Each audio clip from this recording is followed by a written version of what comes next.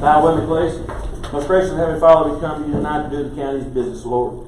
Lord, we ask that you be with our family members, our commissioners, and our citizens. Lord, we want to lift up the families of the Canes, the Borchards, the Thorntons, the Wisemans, and Don Asby. We ask that you put an extra hand on those families. These things I ask in your Son's precious name. Amen. Amen. Thank you. We lost some very, very good people this past month. Been a lot in the county. They've done a lot of work for us. Mr. Rocker, would you lead us in pledge allegiance, please? I will, Chairman. I'm going to do it a little different this time, everybody. I'm going to first say attention. I'm going to say salute. I'm going to say pledge. And when I say pledge, we'll all start together. Attention. Salute. Pledge. I pledge allegiance to the flag of the United States of America and to the republic for which it stands, one nation, under God, indivisible, with liberty and justice for all.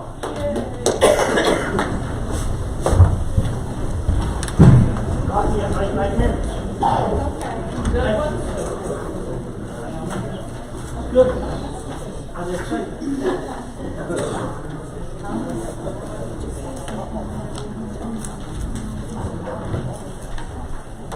One, would you give roll call, please? Andy Hearn. Here. Don Patton. Here. Dana Ferguson. Here. Kenneth Miller. Here. Rodney Crescent. Shop local. Leah Dye. Here. Norman Frazier. Here. Gary Fur. Here. Sonny Hall. Here. Bill Melton. Here. Doug Vickers. Here. Michelle Hill. Here. Janet Higdon. Here. Roseanne Ward. Here. Darrell Hicks. Ronnie Hopper. Here. Mary Powers. Here. Ward Plant. Here. 17, we have quorum. Line item 5, approval of the agenda. Motion. Motion by Ms. Dana, Second. second by Ms. Angie Hearn. All in favor, say aye. Aye, period, so noted. Line item 6, citizen forum. Mr. Jerry Higdon, would you like to speak, please? I'll pass for mine. Okay, sir. Mr. Paul Crafton. I'll pass. Crafton passes. Mr. Debbie Kyle.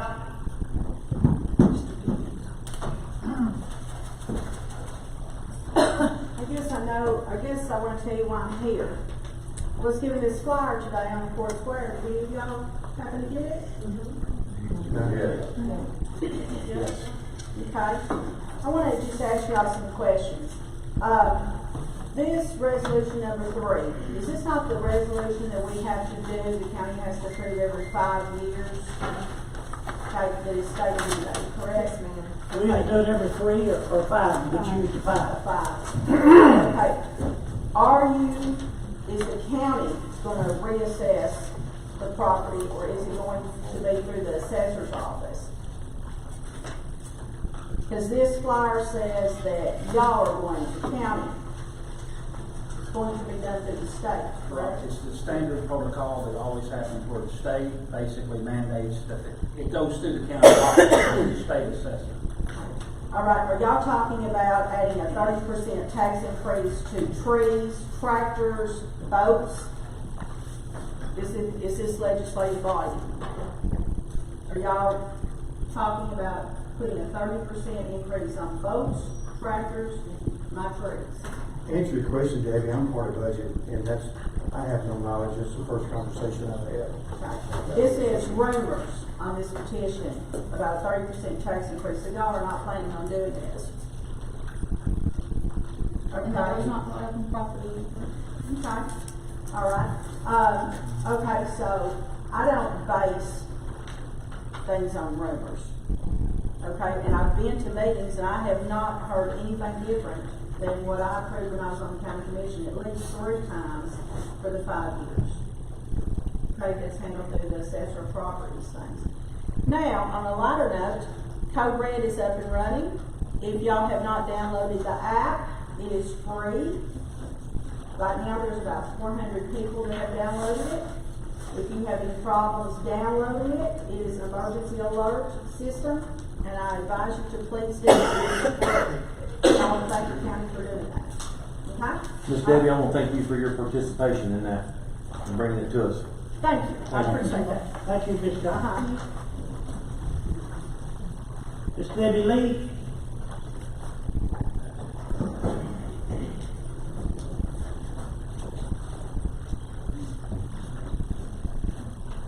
Hello. I have a couple of things, and I will try and speak as quickly as possible to make it as short as possible. First, the EMA 911 meetings. I haven't seen a public notice about that. Not one that. EMA 911 board meetings. I haven't seen a public notice about that. The one I did manage to get to, it was adjourned, not recessed. My understanding is that this started happening quite some time ago, and that if they think that it's recessed, it doesn't have to be noticed. It does. I've checked with the Attorney General's office. It does have to be noticed. So, I don't know if you guys could help do something about that, but those meetings should be publicly noticed and the public should have an opportunity to get to them. At the last meeting I was at, which was like 2 months ago maybe, it was agreed to lease for 50 years. Mayor confirmed that for me. I just want to point out that according to Tennessee Code 751-901, 40 years is the maximum the county can go on a lease like that. And it has to be approved by the county commission. I waited a couple months and the county commission came up with a resolution approving a lease. It hasn't. So, dot I's, cross T's, please. Another I-dotting, T-crossing thing is County Public Records Commission. Since 1994, it's been required, mandated by the state of Tennessee for Benton County to have a Public Records Commission.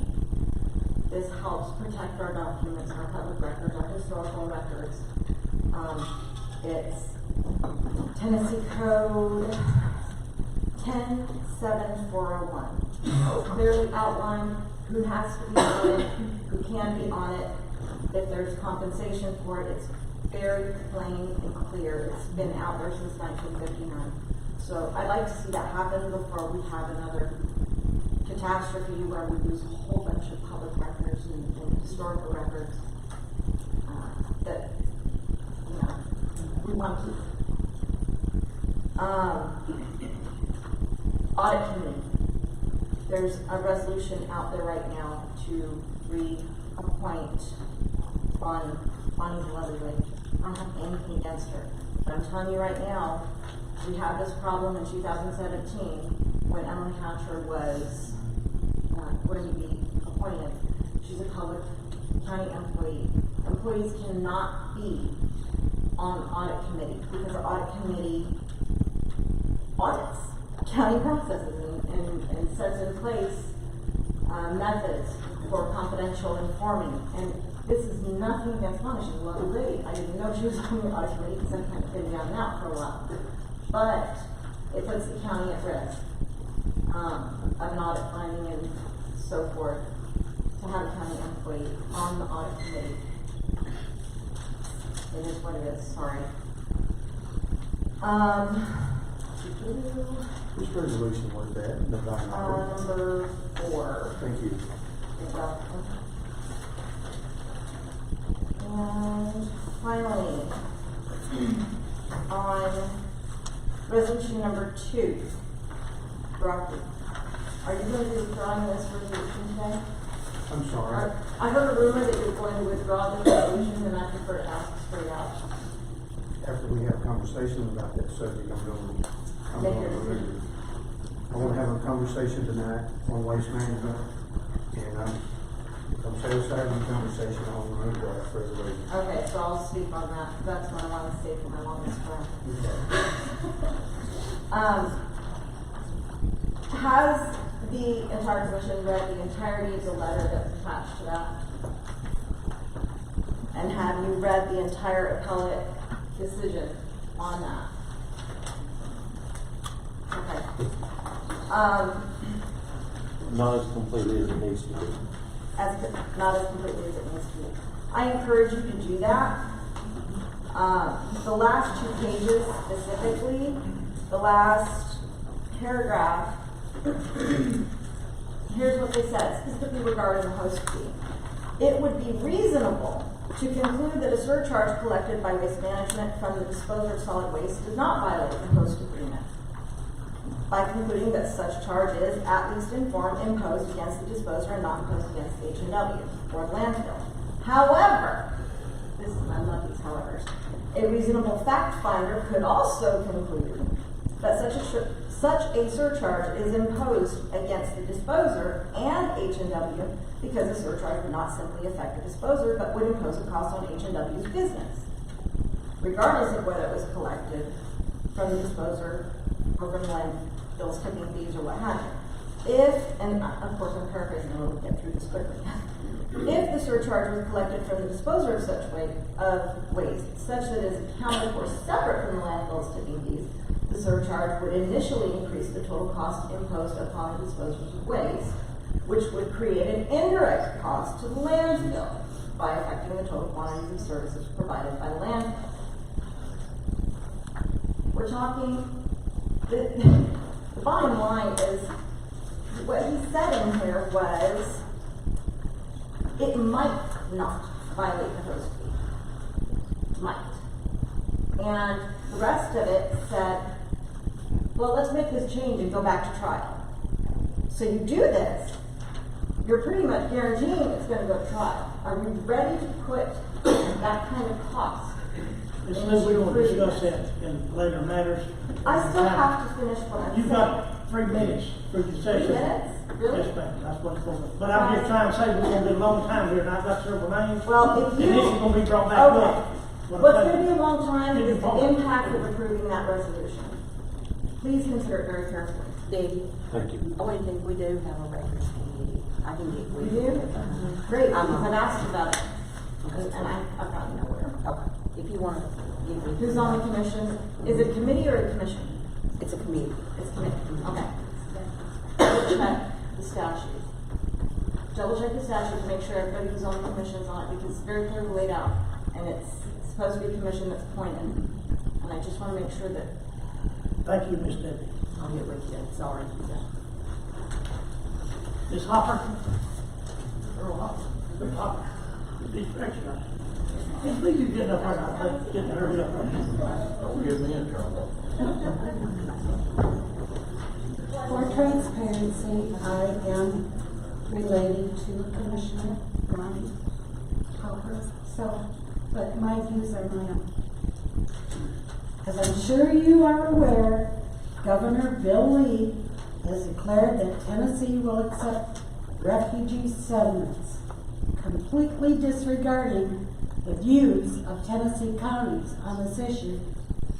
While I understand the governor may have good intentions, this move will undoubtedly strain the budgets of Tennessee counties. It is estimated that at least 16 to 20% of these refugees will need financial help for housing, food, and health care. Can Benton County afford this additional financial drain on its budget? Loudoun, Tipton, Dyer, and Stewart counties have already passed a resolution banning refugee settlements in their counties. Many other counties are considering this resolution as well. I'm asking that the Benton County Commission also consider passing a resolution banning the settlement of refugees in our county. Thanks. Thank you.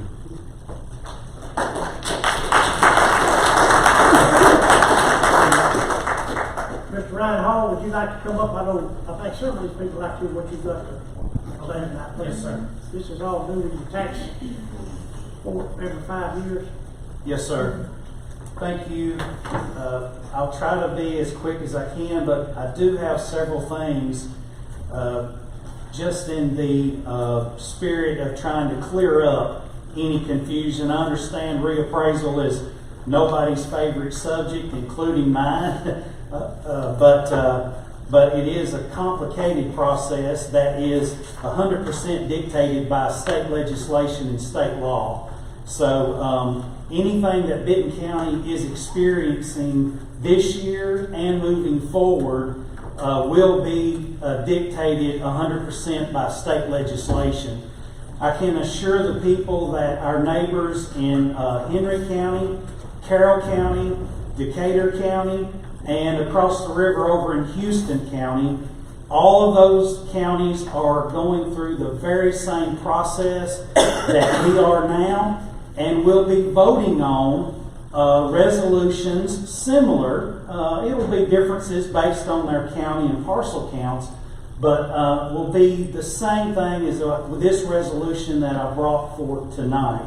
But I do apologize if I failed the commission or the citizens especially on not maybe being out front of this. I'll be honest with you, I didn't see this coming, the confusion that this resolution has caused, because it has been just about to the letter been voted on every 5 years prior to this. 2015 was our last one. I do have a copy of that that Ms. Armstrong submitted. I'll be glad to share that with the commission or any of the citizens. It's almost word for word as the same thing that the commission will be voting on tonight. But I do want to address a couple of different things at least, and go through this plan, if I could, as quickly as possible, but to hopefully set the record straight, and moving forward, people can be informed about their government and the process that will be going on. So one thing I do want to address real quick that I think may be the root of some of the what was brought up earlier with the handing out of the flyer, and the 30% especially. I think maybe this will be addressed. But as far as a person's private property, your lawnmower that you mow your yard with, your boat that you go fishing with. Of course, Miss Wanda can verify, and everybody that's got a boat that's ever been checked by TWRA, you do have to have tags and things like that on it. But as far as the assessor's office and that being considered personal property, that by Tennessee state constitution is not considered personal property. What is considered personal property in the state of Tennessee is a business, and I believe the resolution officially calls it commercial/industrial tangible personal property. So anyone in the audience or on the commission that is a licensed business owner in the county, you are required by law every year to turn in an asset listing to the assessor's office. This is statewide in every county, and you are taxed at an assessment of 30% on that personal property that is listed there. All we do in the assessor's office, I think it's about 550 personal property accounts. Restaurants show their tables, their chairs, their cookers.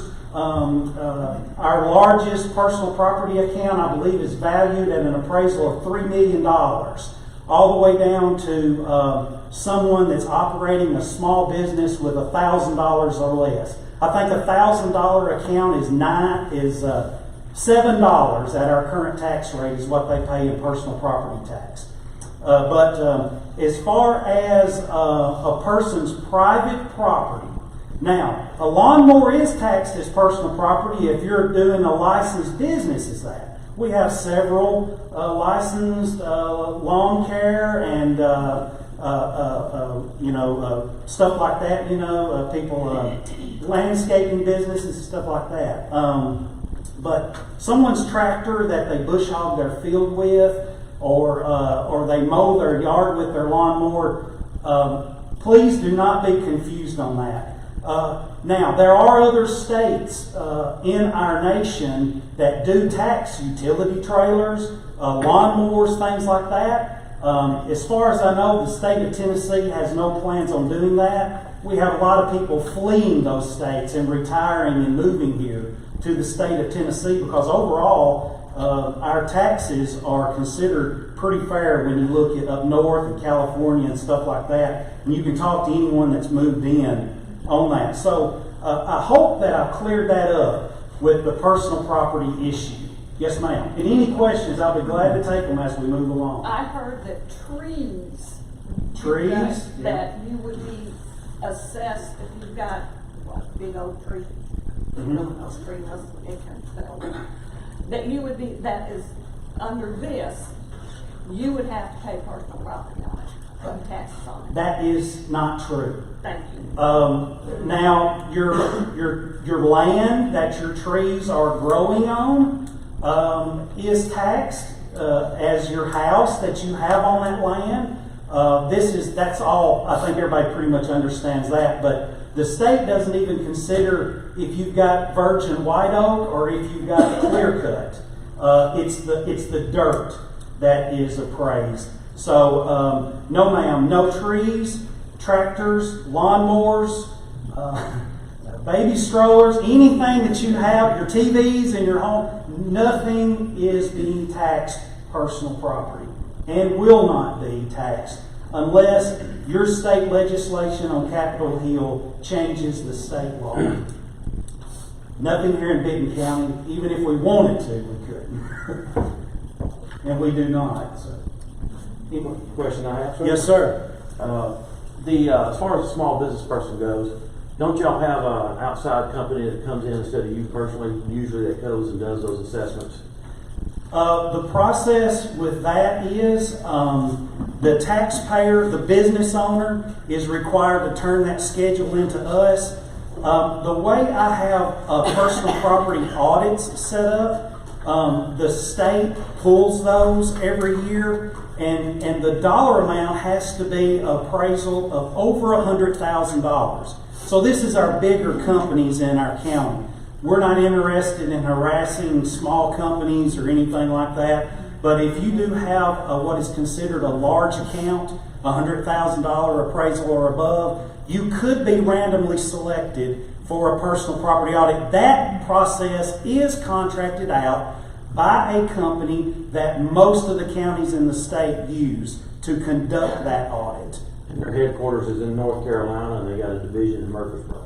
The company that's been used for years and years here in Benton County that I have continued as the assessor is called Tax Management Association. I believe as a personal business owner, we've had this discussion. You have dealt with them before. Yes, sir. Now, any questions that the business owner has, of course, as their assessor, I am more than willing to help them through that process. But the state randomly selects those companies every year. Thank you. You used the term $100,000 figure.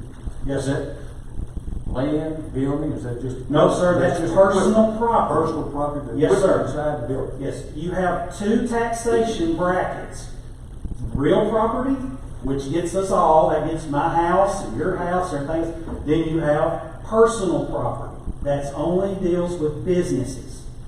And I tried to make that statement clear. This does not include your private property at your home.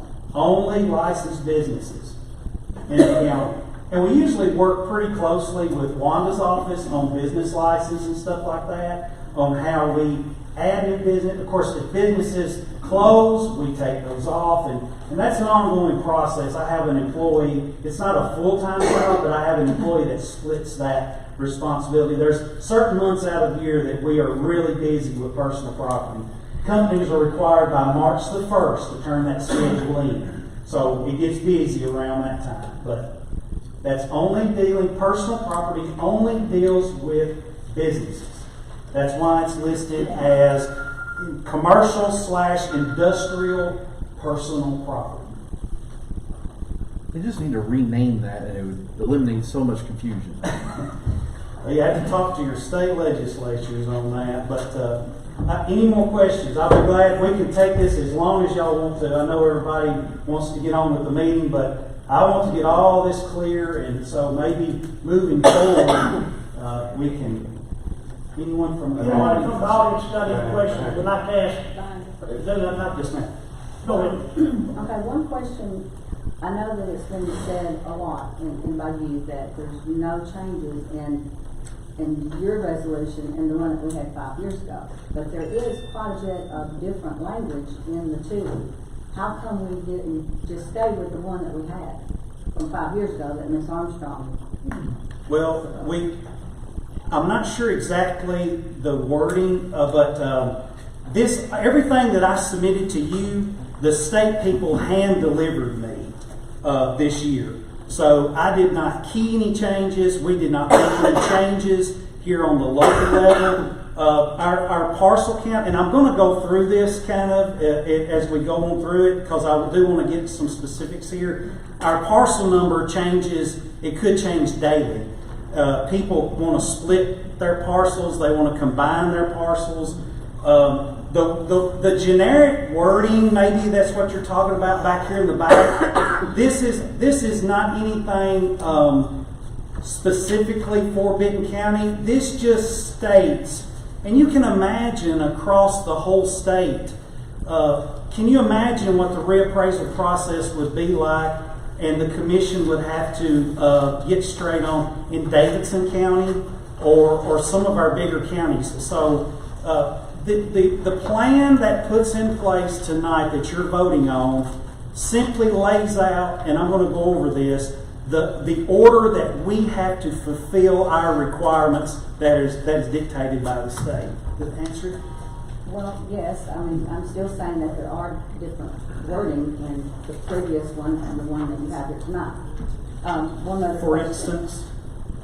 Well, I mean, it's kind of all through there. There's, different wording. That's why I wanted to make it clear that you said it was exactly like the one from 5 years ago. But it's changed a little. Well, the only thing that the Benton County Assessor's Office will require to fulfill our state mandated requirements will all stay the same. And I'm going to go through employee count of the employees in the office, have the number we have, the parcels that I'm going to go through all of that in just a second. Okay. One other question was the difference. You're talking on like page 10 and page 12. You're talking about personnel. Yes, ma'am. Talking about trained personnel. Yes, ma'am. On page 10, that training recommended, the assessor's office will participate in DPA, CCAS, and other seminars, workshops, and courses. Are you talking about you and your employees? Well, yes, ma'am. My employees are fully trained, but as the assessor, I'm the one that the state mainly requires to do continuous education. Mm-hmm. And these specific things they got listed here, I do attend those every year. Now, I could be gone probably all the time if I wanted to. There's something going on all the time, but there are certain things throughout the year that I am required to go to, and I am fulfilling that requirement. I just actually received an award or a certificate on that because I have been in full compliance with not only our audits, but all of my continuing education and training. On page 12, A, it says personnel needs. Mm-hmm. My question to you is there anywhere in that paragraph that says that you might need assistant personnel, more personnel for anything? Like someone trained to help you appraise property?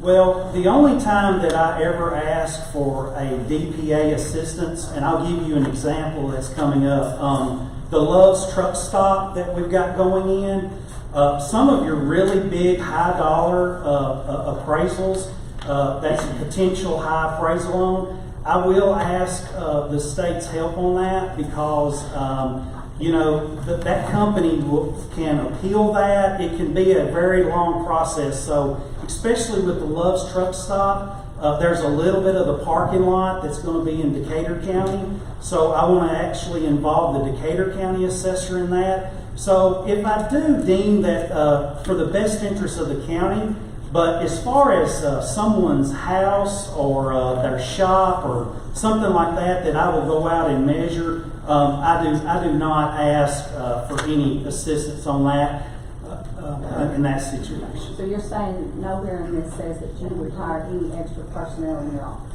No, ma'am. No, ma'am. We are not hiring any and I was going to cover that on through in my presentation, but I do not foresee any additional help required. All my staff's doing an excellent job. We work really hard. The state does put a lot on us, but the number of employees I have is actually dictated by state legislation. I don't think it's like that in any other office in the courthouse, at least. So the state actually tells me how many employees that I have in there. I can have over that, but I don't foresee anything, any reason why that would change at all, as long as I'm the property assessor. Okay. Mr. Paul? Mr. Hall? Yes, sir. Have you ever heard about the Greenbelt law in the state of Tennessee? Yes, sir. I'm fully aware of it. Okay. What did it say? 1,500 acres? Anything over 1,500 acres will be taxed above the tax. A farmer can own 1,500 acres and it'll be in the Greenbelt law. The state law, and it's a very complicated law. That's one of the training things I go to. A person is eligible for Greenbelt if they have 15 acres or above on the same parcel. But you can have over? Well, you're not supposed to have over 1,500 according to state law. There's very few property owners in our county that have over 1,500 one individual. And what those people normally do is they'll deed it in their wife's name or their kid's name, and that's the way, because by law, if it's not in that individual's name exactly, then they comply with the Greenbelt law. Some companies or hunting clubs have over 1,500 acres. Are they not taxed over that limit? That's my question. Okay. I'm not familiar exactly. A lot of times on your hunting clubs, they lease those. We do have big timber companies that I think they pretty much bought up the old West Vaco land. Well, that's what I'm. Yes, sir. Those companies are only greenbelted up to the 1,500 acre limit. But we have tax cards where they are actually taxed at the 25% full market appraisal on that. Yes, sir. Okay. Thank you, Mr. Paul. Anybody else? I'm here as long as you need me to. Mr. Ward, if you don't mind, could I go through real quick? I don't want to run you any late. Do I have your permission to kind of go through a couple of things here? You get on through that pretty quick with Licky. Okay. I do apologize.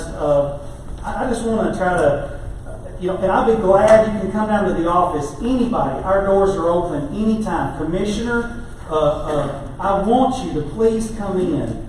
There's no hidden agendas or anything. I just want to do a good job and follow all the laws and help anybody I can. But you can kind of see on there in our packet, they got it all broke down by the year. I think some of the confusion about as far as does the state handle it, do we handle it? Let me go ahead and answer that. State law says my office has to look at every parcel one time in the 4-year period. So we're on the 5-year cycle. So cycle number 1, the inspection year, would start up at Sugar Tree. This is the same mapping area that has always been in place. The state starts us up at Sugar Tree.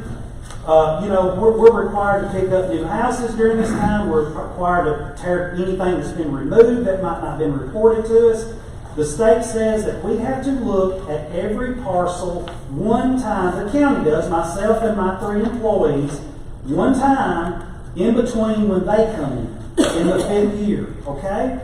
So they got it all broke down in your packet. 4,166 parcels the first year. And by the way, every 3 months of this year, every single quarter, I have to turn into the state a report, a progress report, documenting our work that we're doing. Then they audit us on that. I am audited every 3 months by the state on every T we cross and every I that we dot, okay? So they're running the show, okay? I mean, I'm manning the ship, but they lay out all the state legislation. Second year, 4,064 parcels that we're required to review. Third year, this gets us on, well, we're right in Camden right now. We come from Sugar Tree on down. We're in Camden, 4,167 parcels in the third year. Every 3 months, send them reports. Every 3 months, they're checking our work. The fourth year, 4,092 parcels. We wind up down in Granny's Branch on the far end of our northern end of our county. Everything in full compliance. What happens the fifth year? They come in. They come in the fifth year and they do a full reappraisal. That's when they reset what your shop's going to be appraised for moving forward. That's when they set all the values. The only thing we do is key the measurements. They set all the appraisals. Okay, so I just call it what it is. I call it average. I call it whatever the description is. There's a pretty little colored map here in my copy. This lays out the 4 cycle. Some of this stuff that I've already discussed with Ms. Roseanne, I won't go into, but it is just a general layout of not only what the county must provide us, and the county is fully providing us everything we need. And moving forward, no changes there. We've already discussed that in detail. I do want to talk about new construction. That's already been brought up a little bit, but I've heard a little bit of talk about that. I do want to get that on record tonight. I am required to go out in a timely manner and measure new construction. This should be listed here in some of this of the packet, but new houses, new truck stops, new businesses, that's high priority with the state. I am required to do that. Not only am I required to do that, but I'm required to prorate that. I believe it's mentioned here about proration. Let me explain to you real quick how I prorate a house. So, first of all, I need to get there and measure the house before the people move in it. It's not going to go on the tax card until the construction is complete. But there's things on the inside of that house that I have to get by the state. They want to know how many bathrooms are in there. I didn't set this law. This is all by law that I have to find out to have a correct description on your home. So I like to talk to the people building the house. You know, I want to get there when the construction guys are there, talk to them. How many square feet you got here? You know, they ought to know how big it is. I run my wheel around it, but I like to gather as much correct information on this new property that I can. But I start prorating houses March the 1st. So if your house is not completely done and you're not in it by March the 1st, you don't pay taxes on January and February. We're not taxing Love's truck stop right now on a truck stop. They're in the mud up there right now, right? But I hope to get them in May. You know, I'm going to get up there as quick as I can because we need that revenue, right? So, we do this this is the same process that every assessor does. Let me talk about real quick how we get there. Regardless of what you may have heard, moving forward, as long as I'm a property assessor, I'm going to drive my old 2004 Camry out to the job site, and I'm going to measure it then.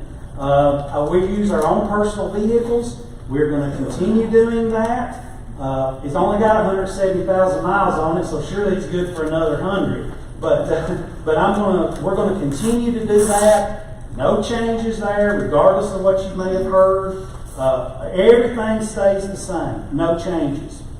So, any questions on that part? And I'm almost finished, I promise. Any questions? Okay, let's talk about real quick what's coming up in the coming months. Because the state is here doing reappraisal right now. They have almost completed it, okay? What area are they in, may I ask? Sir? What area are they in that? You know where Well, they have actually completed everything. They've been working on it for several months. But I'm going to be there. Everything's going to be finishing up with them. And the next thing that's going to take place, as far as the taxpayer is concerned, is on March the 13th, anything that the state has changed, the taxpayer is going to receive a notice on that, okay? Now, on March the 16th, I believe, is our scheduled county commission meeting. And I'm going to come back and reiterate all this regarding what's been going on with you then and the citizens, okay? But starting March the 16th, that Monday, the taxpayers, whether if it went down and you don't agree with that, then you can come in and talk to the state. Doubt that anybody takes them up on that, and there are several that's going down. I have actually saw some where the appraisals actually decreased.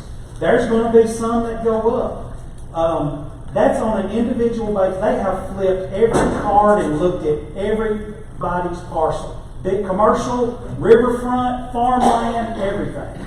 Now, some of the earliest numbers that I saw, it doesn't look like, they've told me they've been very conservative. And somebody's may have changed more than your neighbors, but they've all done that. If any questions you have, the state will be here for 2 weeks. You're more than welcome to come in and talk with them. And when all of this process is said and done, and I'm going to be going over this several times in the future, they're going to reset our tax rate. It's called a certified tax rate. This will happen hopefully sometime in June. I will come to you as our commission and I will give you that brand new rate. You have to accept that rate that night.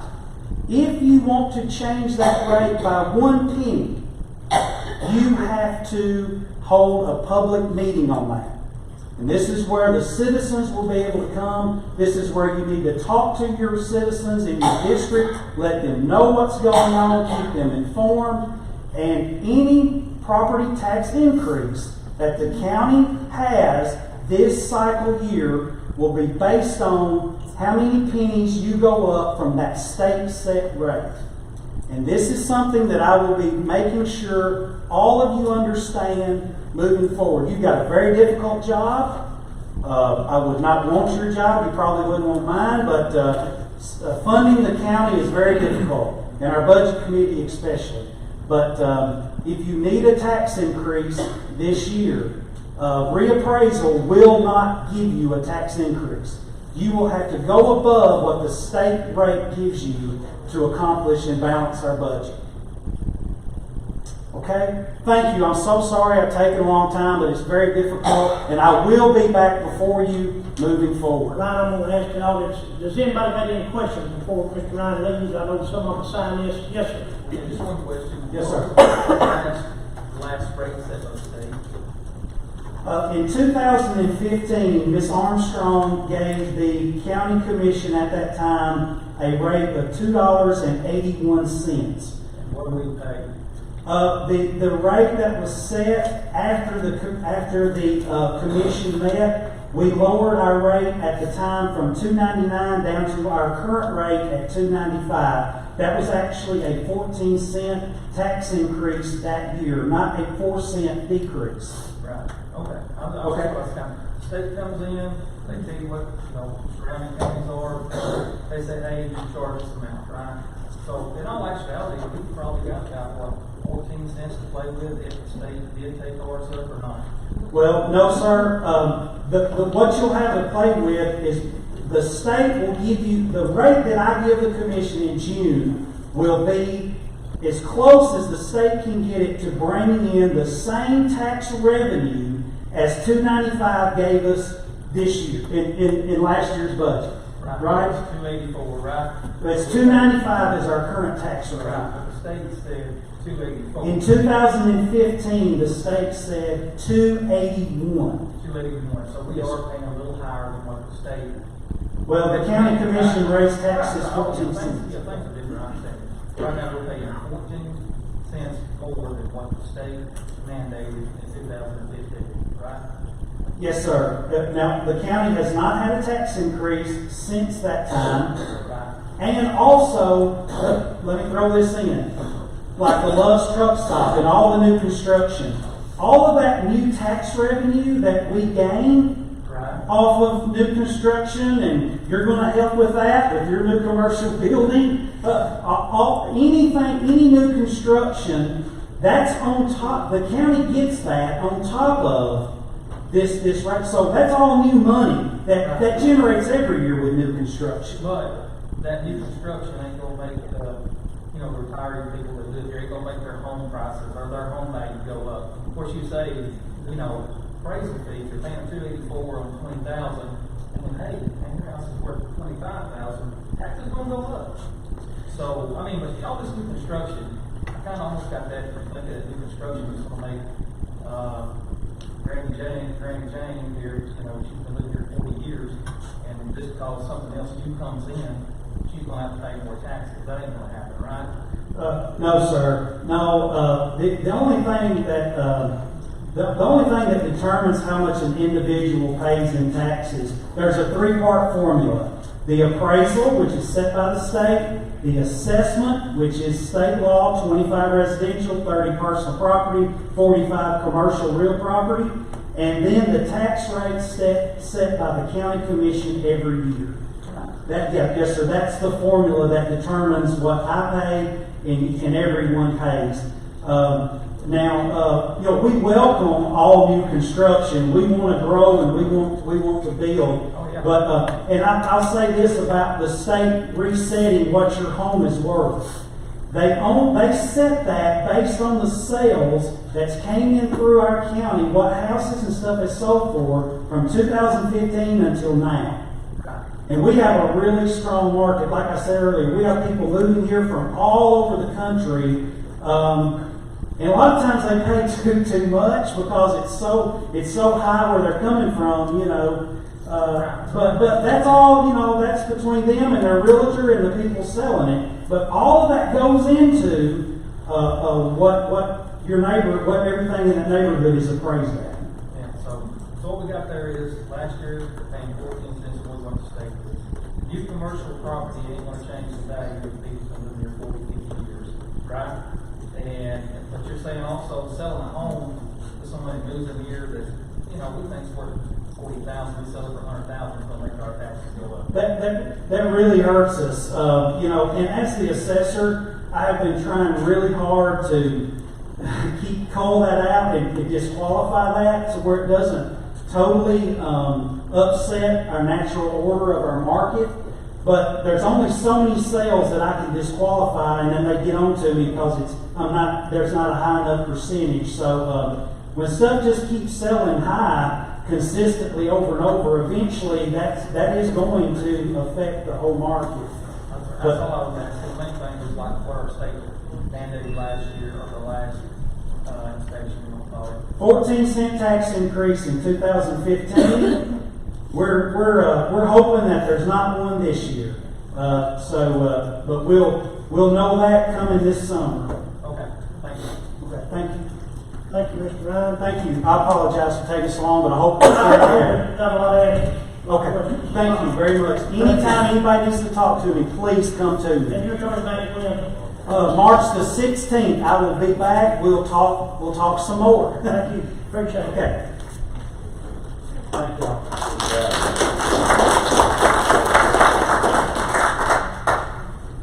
Line item 7. Excuse me, I'll just have a couple more. Didn't speak here, I'm sorry. Kenneth Tarpley.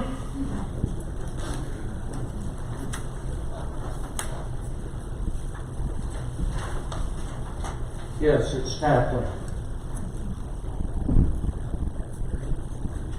Mayor, you came out last meeting, talked about the people that put out the petitions and had people sign them, and that they went out and lied to the people to get them to sign. I didn't appreciate that. I was one of them that got petitions signed. I went out, I told the people, I don't care if you're for it or you're against it. All this petition says is that we think the citizens of Benton County have a right to vote on whether this is done or not. Therefore, I expect an apology.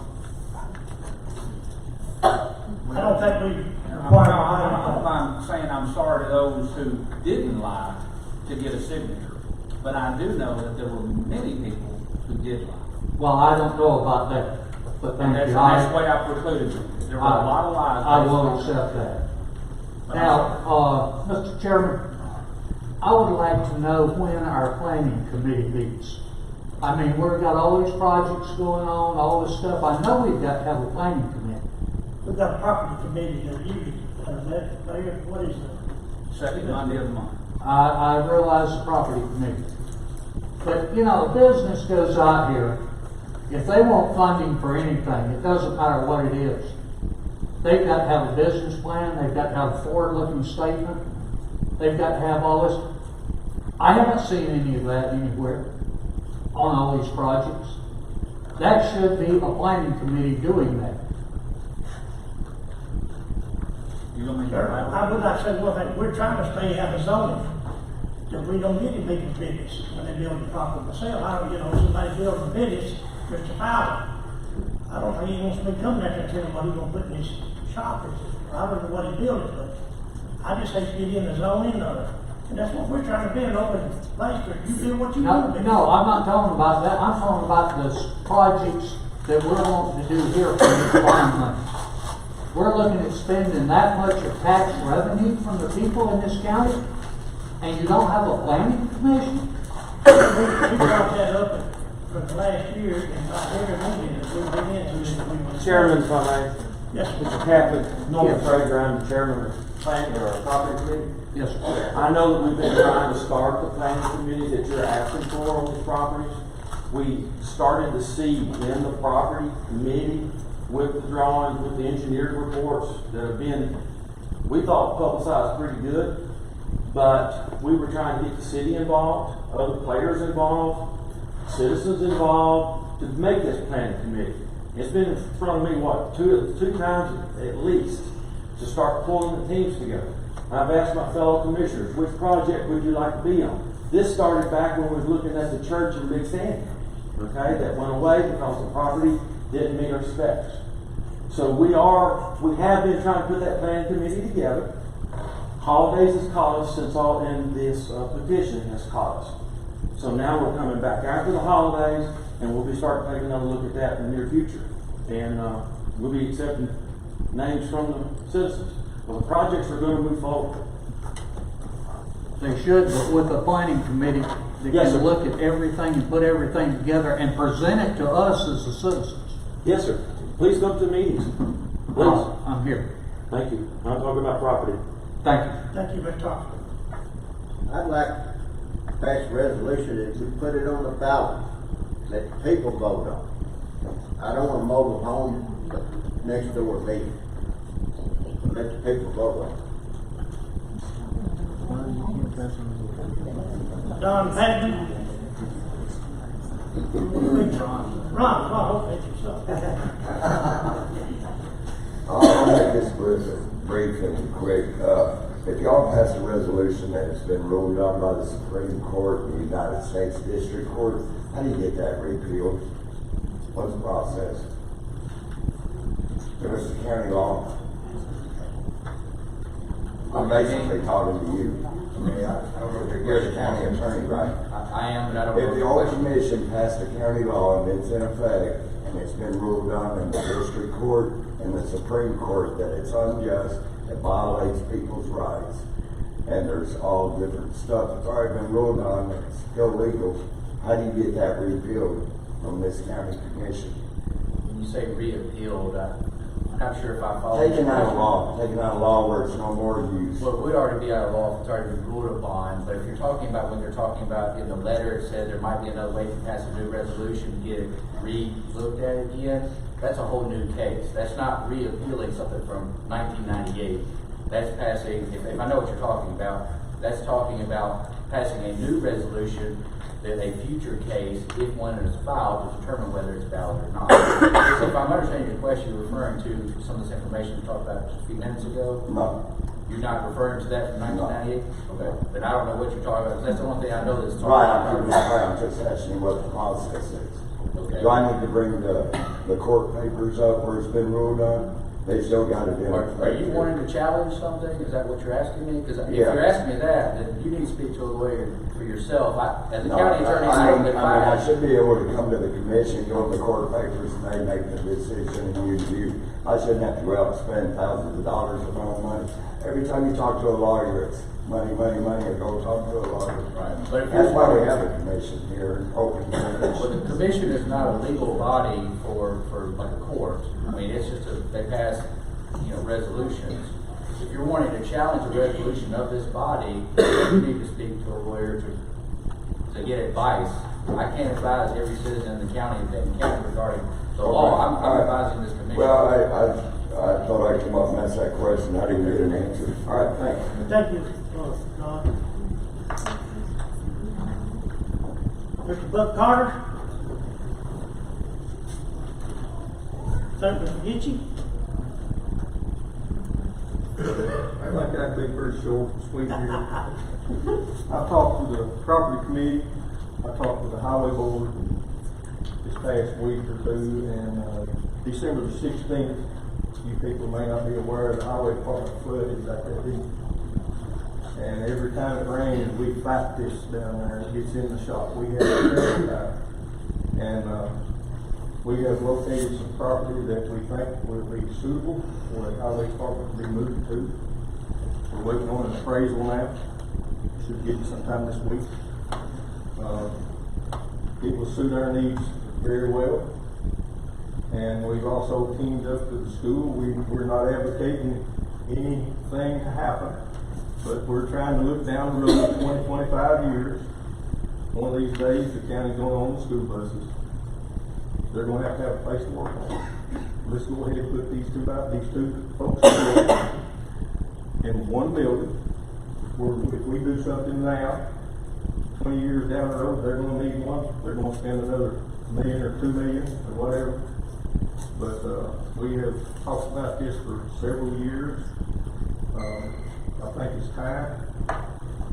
And the good part about it is, I think I've got enough money to pay for it.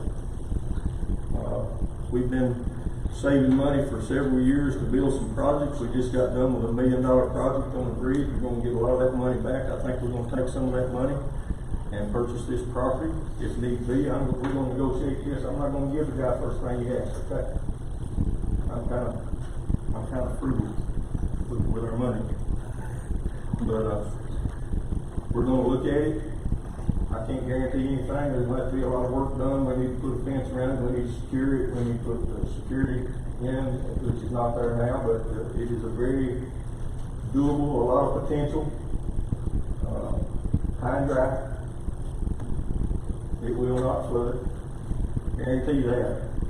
But I just want y'all to be aware of this, that what we're looking at and what we want to do.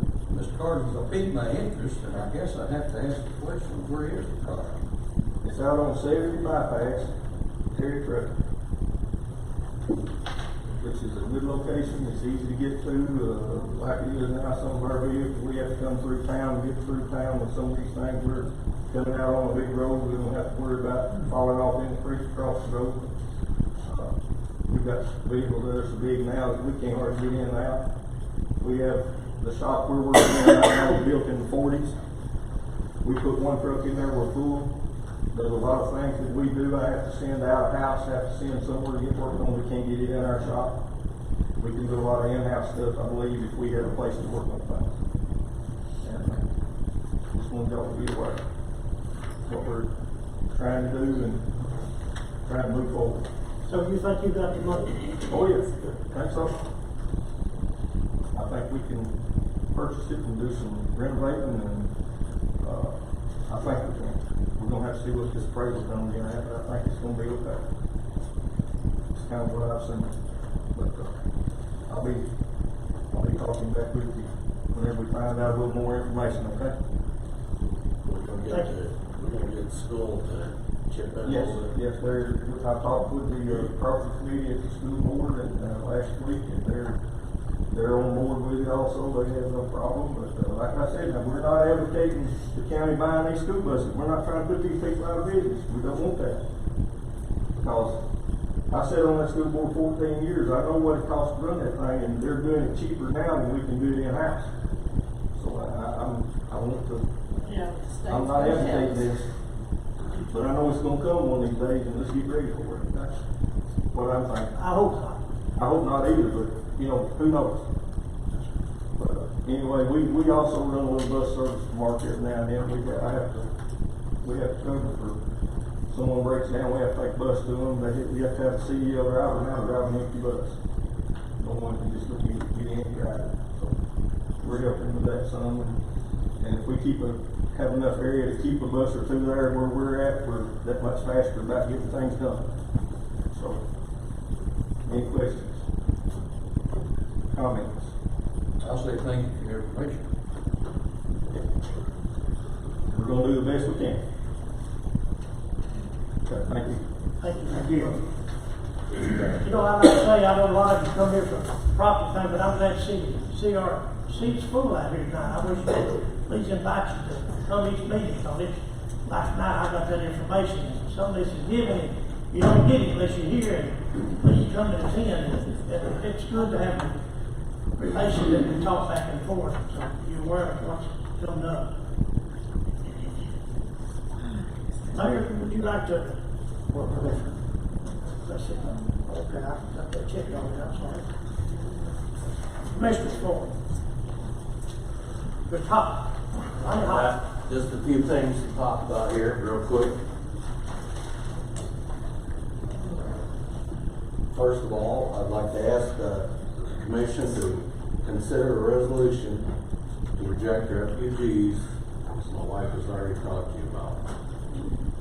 Number two, I'd like to get the Second Amendment is under attack big time by the country. Everybody knows what's going on in Virginia, right?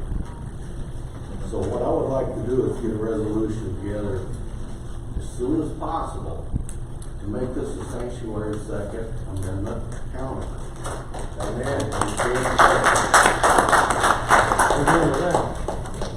Also, there's a solid waste board meeting at 5 o'clock on Thursday.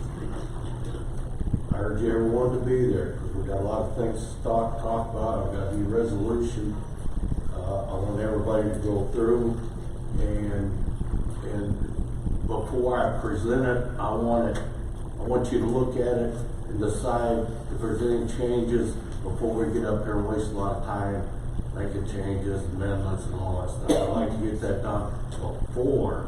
What day is that? It's Thursday. This Thursday? Yeah. At 5? Goodbye. Okay, and also I did distribute all the containers that we had for recycling to the county offices. That's all I have.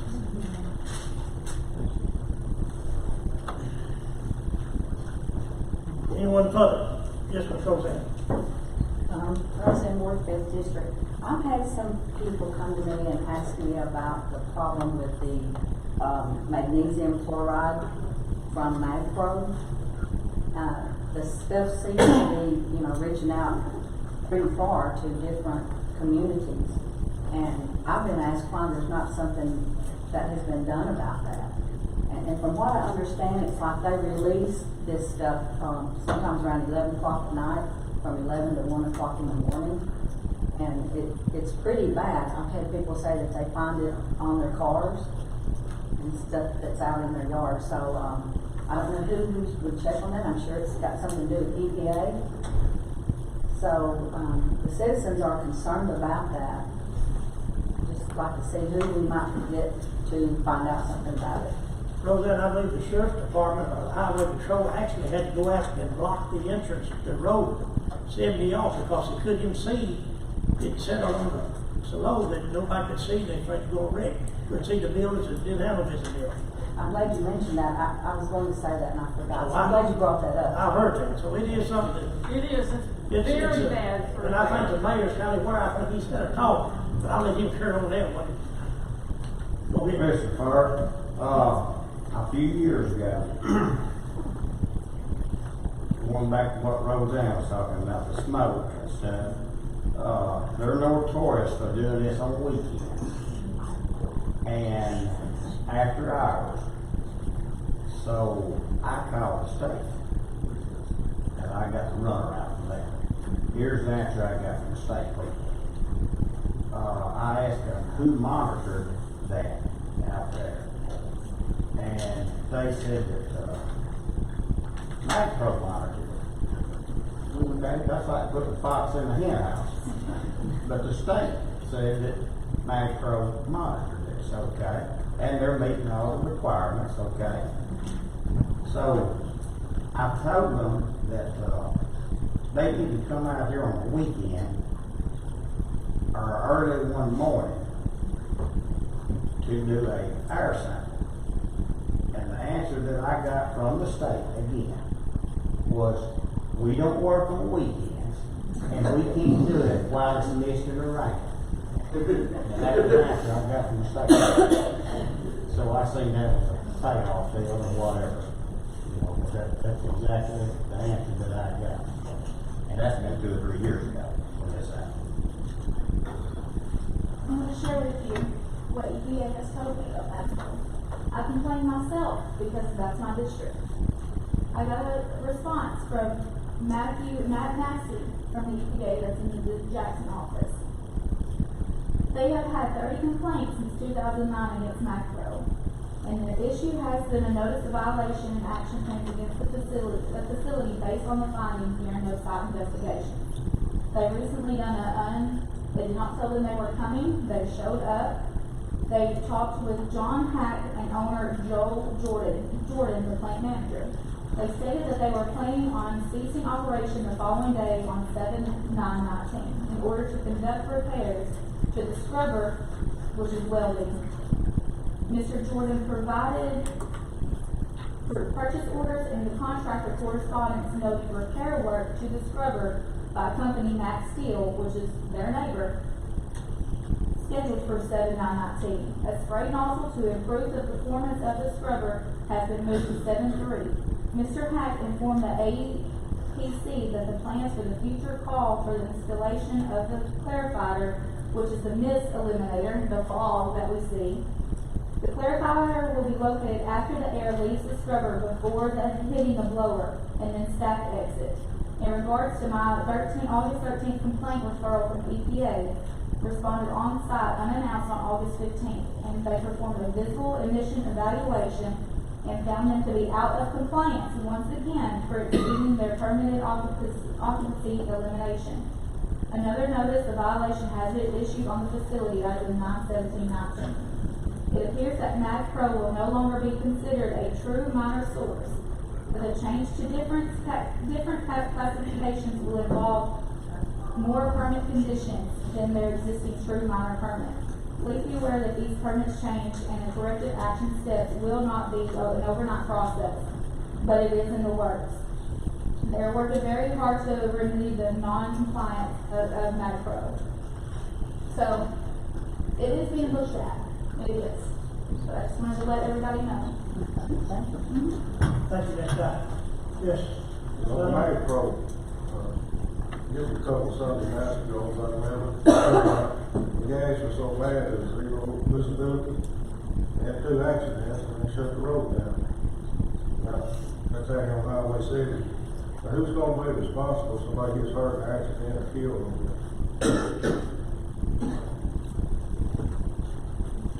I'm gonna let the mayor, somebody, any commissioner got any other side? I know, it is bad. It is. Because I go through there, I can't breathe.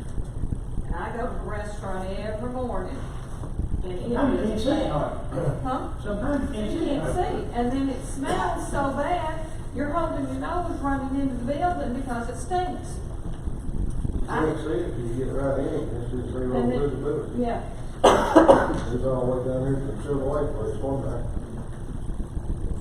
Yeah, I've seen the road totally blocked there, where you had zero visibility on about the.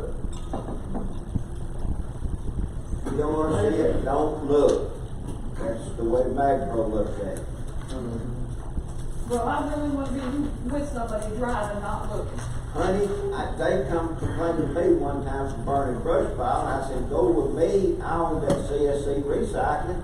I said, go down here with me to the racetrack and look at MagPro. We don't want to say MagPro, we know all about MagPro. They got their car with Dr. Jackson. Thank you. Mr. Mayor? No, that's it. Thank you. That's it.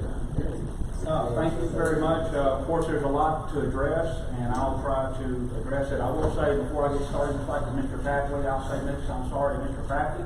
We had a passionate political discussion today, and I owe you an apology as well, and I'll allude to a little bit of that at the end of, I guess you can say, this dissertation. But I owe you an apology too, and I know that that's politics, and that's just the way it goes, and you know. Well, as I told you, this was the second time I seen you, Mayor. I've never seen you until I seen you out there.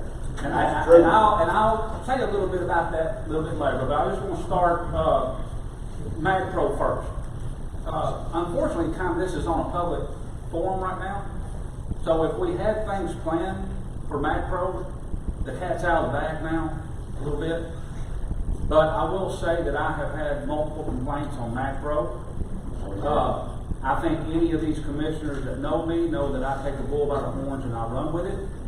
And we have got people in place right now that are doing some observations and some inspections. But again, unfortunately, now MagPro knows about that. And but I've also, it goes both ways. And we should always try to look at what's a win-win outcome. I've talked to MagPro. I've had Mr. Hack in my office, and we've had some discussions. But I've told him he's got a problem, and he needs to rectify that. Now, keep in mind, MagPro has gone from 50 jobs to 100 jobs in the last year. They pay $25 an hour. They are a critical business element within our community. You can't just go and cut them off. So how do we work a win-win outcome with them? And I think the first thing is we've got to understand their operation, and Miss Marabella and myself are planning on basically a visitation to MagPro so that she can report from the people's perspective and show exactly what they've got going out there. The industrial board is currently talking about opportunities about getting them a different exit. First of all, they're right in town over there by down home restaurant, things like that. We've got to work on some things about trying to maybe improve their operations and be patient, but also like trust but verify. We've got to make sure that they're also in compliance, because I am suspicious about the nighttime release. And it's not just MagPro. We've got another industry. We've got an industry across the river that are notorious for nighttime releases. In their defense, and I'm not a meteorologist, but I know that at night sometimes the cloud covers hang low. Maybe it's atmospheric. Whatever it is, I want the proper experts monitoring it. I don't want them to come at 12 o'clock noon and look. I want them coming at 12 o'clock at night and also doing their inspection. And that's the squeaky wheel. That's my job, to bring that attention to the state of Tennessee. And EPA, unfortunately, they pass all their EPA tests. And I say unfortunately because I think there's more there. And obviously EPA, we can't depend on them being the bad guy in this situation. So there's people with the state of Tennessee currently on this. And it's not just with MagPro, but it's a couple other entities as well. One thing is MagPro is not in the city of Camden. And we're talking about county codes a lot of times. The county has no codes.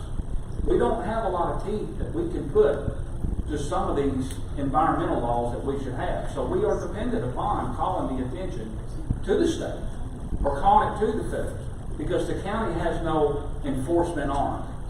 And I doubt that the city is going to annex MagPro or that area into the city limits so that you have another form of basically monitoring and enforcement. But as far as MagPro goes, it's a work in progress, and the progress is still going. To Ms. Wright, I think she brought up some very good points, especially the audit committee. I know that Ms. Evans is a part-time employee of the county, not a full-time. but she's still somewhat paid by the county payroll, and I think we definitely need to look into that. Anyone who's interested in serving on the audit committee, we also have a resignation, or not a resignation, but someone that's not going to, they're going to let their term run out, and it is effective March 1st, so if there's anyone interested in being on the audit committee, I would suggest that you contact me or Chairman Paul Summers and express your interest if you're willing to serve on that committee. I know that Sandy has served on it. I know Debbie has served on it. Several members have served on it. It's a very valuable committee to the county, and it's something we always need to engage our citizens with. The public records, we do have a public records committee. I believe Ms. Sonia Bolts is the chairman of that committee.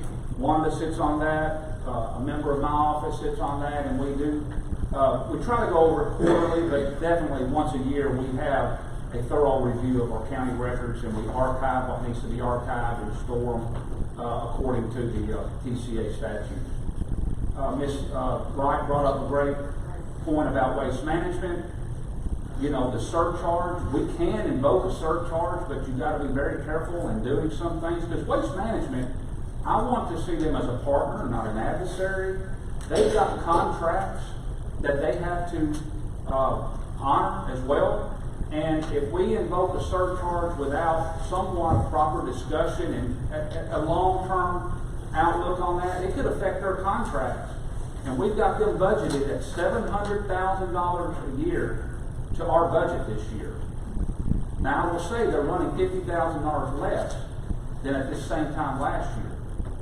So, we may have overextended ourselves. And the last thing that we don't want to do is invoke, an ill-prepared surcharge on a valuable business entity, and then they drop their tonnage because their contracts are now affected, and it costs them business. So, you have to go into these things with thorough discussion, and we've actually been in discussion with Waste Management about trying to get an early negotiation to their contract. And I believe there's a need for it. I believe we need more money out of the host fee. I don't mind the surcharge, but anything that we do, I think we need to do smart. We need to do with a long-term outlook, and we also need to make sure that Waste Management is part of that discussion, and they have attended our solid waste board meetings. When does that happen? I mean, that's never happened in the past. So that's good news that they're at least being a diligent participant in this process. So, Mr. and Ms. Hopper, I know that y'all talked about the refugees and the resolution. Keep in mind that a refugee can locate anywhere they want to in the United States of America. All right, once they're accepted into America, there's nothing that a refugee can't come to Big County to prevent them from doing it. But what we can do is ask the state of Tennessee not to bring them here into what you call an organized effort. That's all we can do. We're owned. Big County is pretty much owned by the state of Tennessee. So any resolution that we pass doesn't have what you call a binding effect. It's merely a request of the state of Tennessee saying, we do not want a group of refugees relocated in Big County at our particular dollar. Same thing goes with probably the Second Amendment. Is anything that we do when it comes to Second Amendment is really a request to our state on the official record that, hey, we support the Second Amendment, or we're against the refugee resettlement. And so I just want to make sure that we understand that and we continue to educate ourselves as the public. You like to recognize that one? Yeah, well, what you gonna say? Go ahead. Got your hand up back there. Miss Hopper. I couldn't see who you was. We need to make a statement. The fact is that the federal government, President Trump, gave that to the states to say whether they wanted them or not. Even though the state has the final say, if there are enough counties that object to it, that has to make a difference. The same thing with the sanctuary Second Amendment. In Illinois, believe it or not, of all states, there are many counties that have already done the Second Amendment sanctuary. It's telling the federal government and all of our government where we stand on these issues, because so many times they don't ask our opinion. They do what they want to do. And that's why I stated, I mean, we'll keep moving, but that's why I stated that what we passed is a statement from our county saying that this is what we believe, this is our values, this is what we would like to do.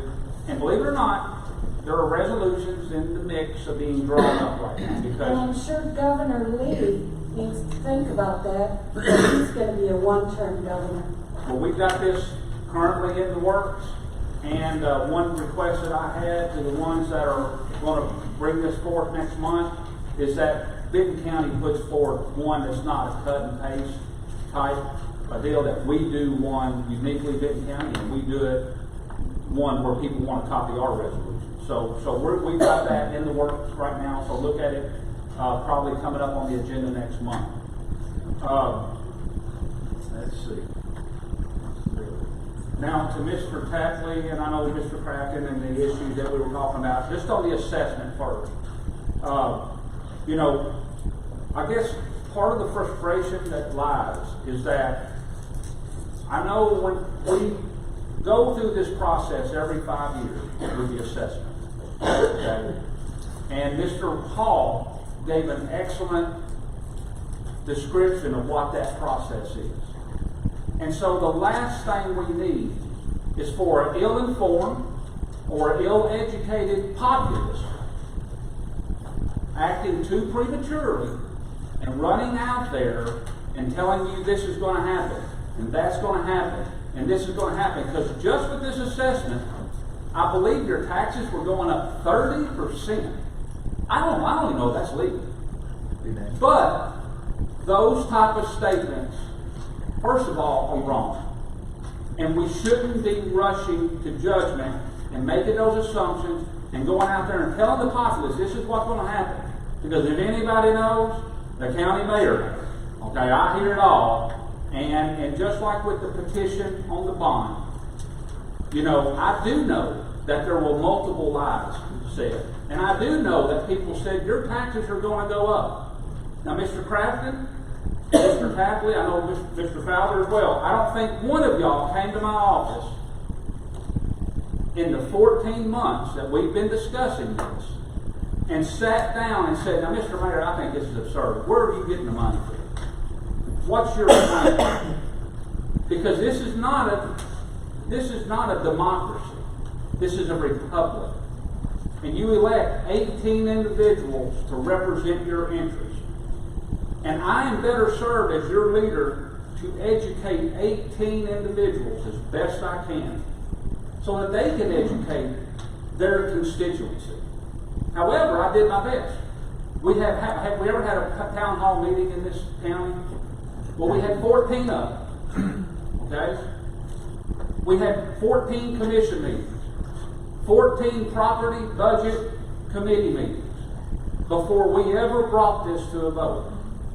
The planning for these facilities, I know was in the paper 4 times. I know I went on to WRJB radio and talked about it. There was probably not a more open process that we've ever had doing things as a county. I actually think we should be patted on the back for doing things in 14 months rather than making that decision in 14 days. And instead, people talked about tax increases. People talked about ill planning. One of the first things we did was hire or secure a county engineer, so that when we built things, we built it right, and we didn't have to continue maybe going back to the drawing board. Okay, so we actually did things that were very proactive in this process. I can assure you that they're absolutely, even if we went up to 6 million, which we will not go to 6 million, okay, because we passed the capital bond issue that said we can't go about 5 million, of which for 13 months I talked to these individuals about how we were going to pay for it, about how much grant money we were going to get. And when at the end of the day, when you do any long-term asset, our needs are better served by financing that via the bond issue. Okay? So It's hard enough to understand budgets and finance, and monies and millions and all those kind of things. To go out and educate 9,000 registered voters is not a realistic process. It's better to, and I'll be with you, Mr. Trapp, but it's better, sir, to educate these individuals and show them how the money works, and that it will work, and that it has no impact. Because I'm a fiscal conservative as well. I'm not going to do anything that's going to hurt this county financially, and I don't believe these commissioners will. We've probably been more engaged as a county commission, I guess, in the 15, 16, 17 months that we've all been together, and I believe we've probably been in decades before. Now, we finance the school, we finance the jail. There may be another process that we have financed, and for some reason those were $5, $6, $8 million, and they're nowhere in comparison to this project. And there was never a public outroar. And so that's why I say, when you run out to the masses and you tell them your taxes are going to go up, there's no way that mayor can do it. Well, my first thing is say, go see the mayor and let me pull out the budget, let me pull out the finance schedules, let me show you how the money works. Because I did that with the commissioners, and we talked it out on a regular basis. So we definitely was as proactive, but I'm sorry, we could have been better. And this has been a learning process. We're going to get the vote on that petition. We'll bring it to the people and let the people vote it. But I also want you to be an informed and educated citizenry when you make that vote. Because I actually believe the money works. And when you look at our buildings, okay, we haven't even gotten into the condition of our buildings. I would encourage anyone to go to the Senior Citizens Building and go stand in the basement during a heavy rain. Okay? Go up here to the County Health Department, which we now call the County Services Building. I believe it was built in 1968. It was built during the Cold War. So the walls are full of concrete and lead, and all of them are doctor's offices. So try to conduct county business in what used to be a medical examination room.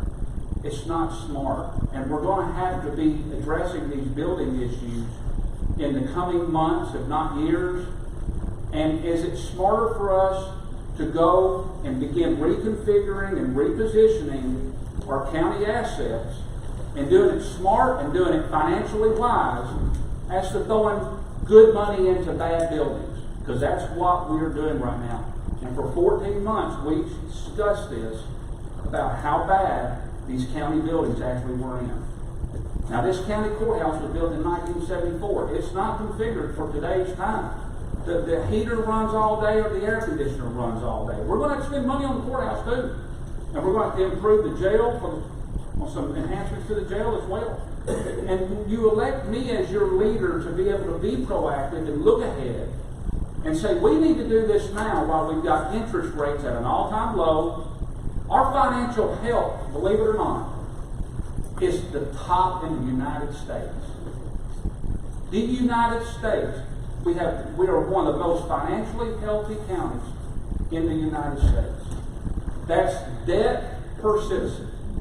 Okay? So if we're going to do this project, financing in debt is the smartest way to do it. But you know what? I guess I failed in educating the public as best I can, and we're going to go back to the drawing board. But as Mr. Commissioner Frager said, we are going to move forward because that's what you elect me for, to lead. Okay?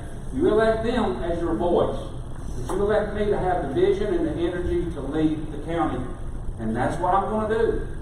And every 4 years we have that thing called election, and you can voice your displeasure, but I'm not going to lead based on being reelected. Okay? I'm going to lead for what I feel is best for Benton County. And I hope that you feel like that's what you want in a mayor. You want someone who's open, who will discuss these matters to you. And again, Mr. Kraft, I know you were very front and center on that. And maybe you and I should have sat down and talked, but I didn't know you didn't know. A long time ago. Go ahead and stand up there. Let me stand up to Willie. I don't know where your office is, but you know where my office is. My office is my house if I got one. But Mayor, you have not said, we have a school out there was built in 1952. It was built with asbestos, lead in our pipe, asbestos in our ceilings, our floors, and everything else. We've had three career teachers that have died of lung cancer out there. Nobody said it's asbestos, nobody said anything about that. But we have sent our children to that school since 1954. We are presently sending them kids to school out there now. If we was gonna build anything, we've got the land bought over there for the fireworks that we should have built a school on. But nobody said anything about it, but they want to spend money on everything else. That's what I was told by a man with a school board. We need to spend that money on this. I went to the county commission, the board meeting out there, and asked them, would they continue to give the 9 cents that they're presently giving to the school system? If we built an elementary school, would they continue to fund it? And Mr. Piper told me they would continue to fund that 9 cents that they put with the county money that we wouldn't have to raise the tax a penny. The county money we got going on the high school and the city money we're going on the high school would pay for our elementary school. And a concern about that is if our school enrollment is declining, and I've gone on record saying this, we're not going to be building schools, we're going to be closing schools, because if people are continually moving out of Benton County, especially the young folk, there's no one to educate. So I have talked to Director Florence about this, and when he comes and he needs a new school, we're going to be his biggest supporters. We want to foster, but they're still years away from that particular process. Our health of our students and our teachers are more important than any school building, anything we can do.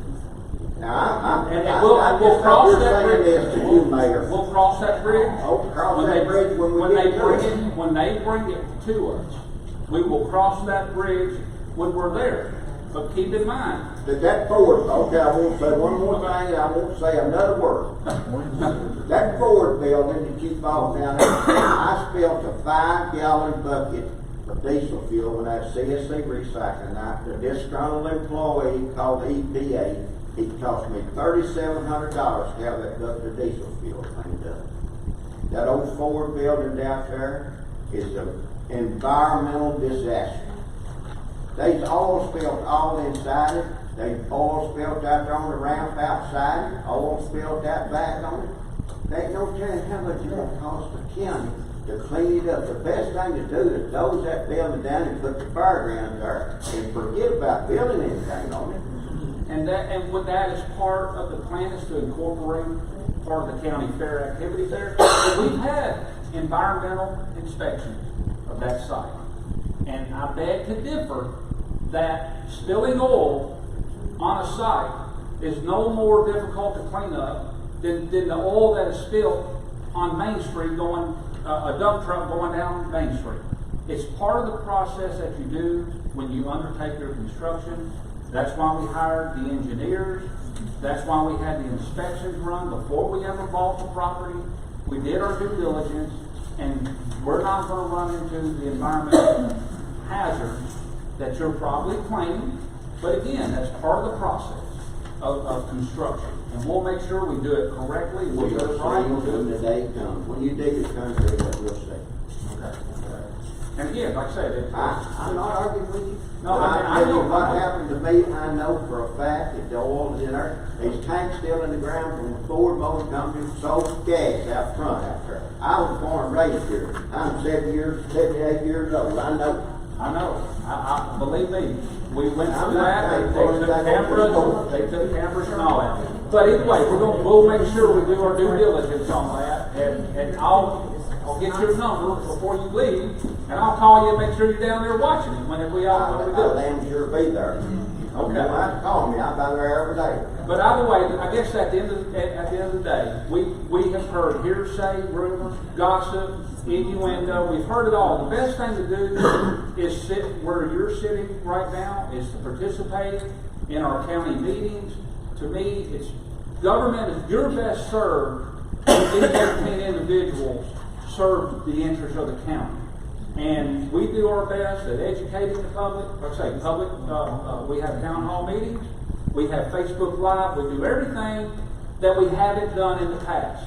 And we're gonna keep getting better, and I appreciate your concern. We're gonna, like I said, we're gonna work on it. Everybody can learn. Every day, Mayor. Everybody can learn from these. Every day. And we'll move forward. But I'm sorry I took so much time. A lot of good discussion. I appreciate the public coming out today, if anything, just to hear the back and forth. I know we're running late and getting our business, but sometimes, you know what, we need these discussions. And I applaud everybody and appreciate everybody for being here. Sean, would you like to speak on anything? Is that clear? No. Thank you. I need a motion to take a 5-minute break. Motion for a 5-minute break. Yeah, that's what we're asking. Yeah, we're going. Wait a second. 5-minute break. 5-minute break. Start over by 6. And we'll get there home by 5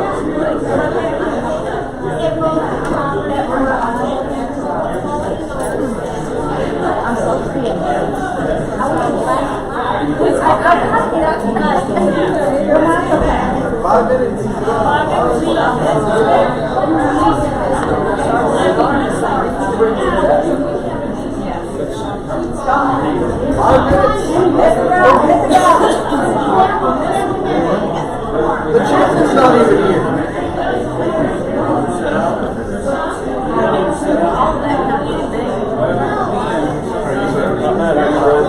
I think me and you both know exactly what personal property is. We get along.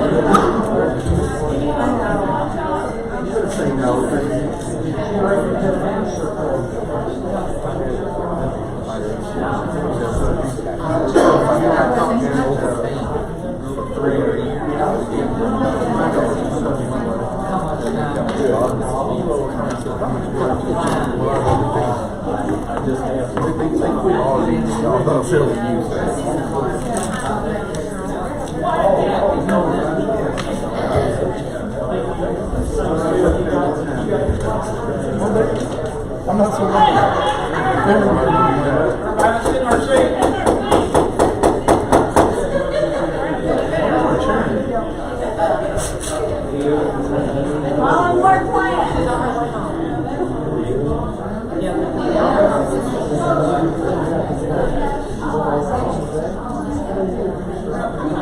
They do it left and right. Now that we're 8 minutes.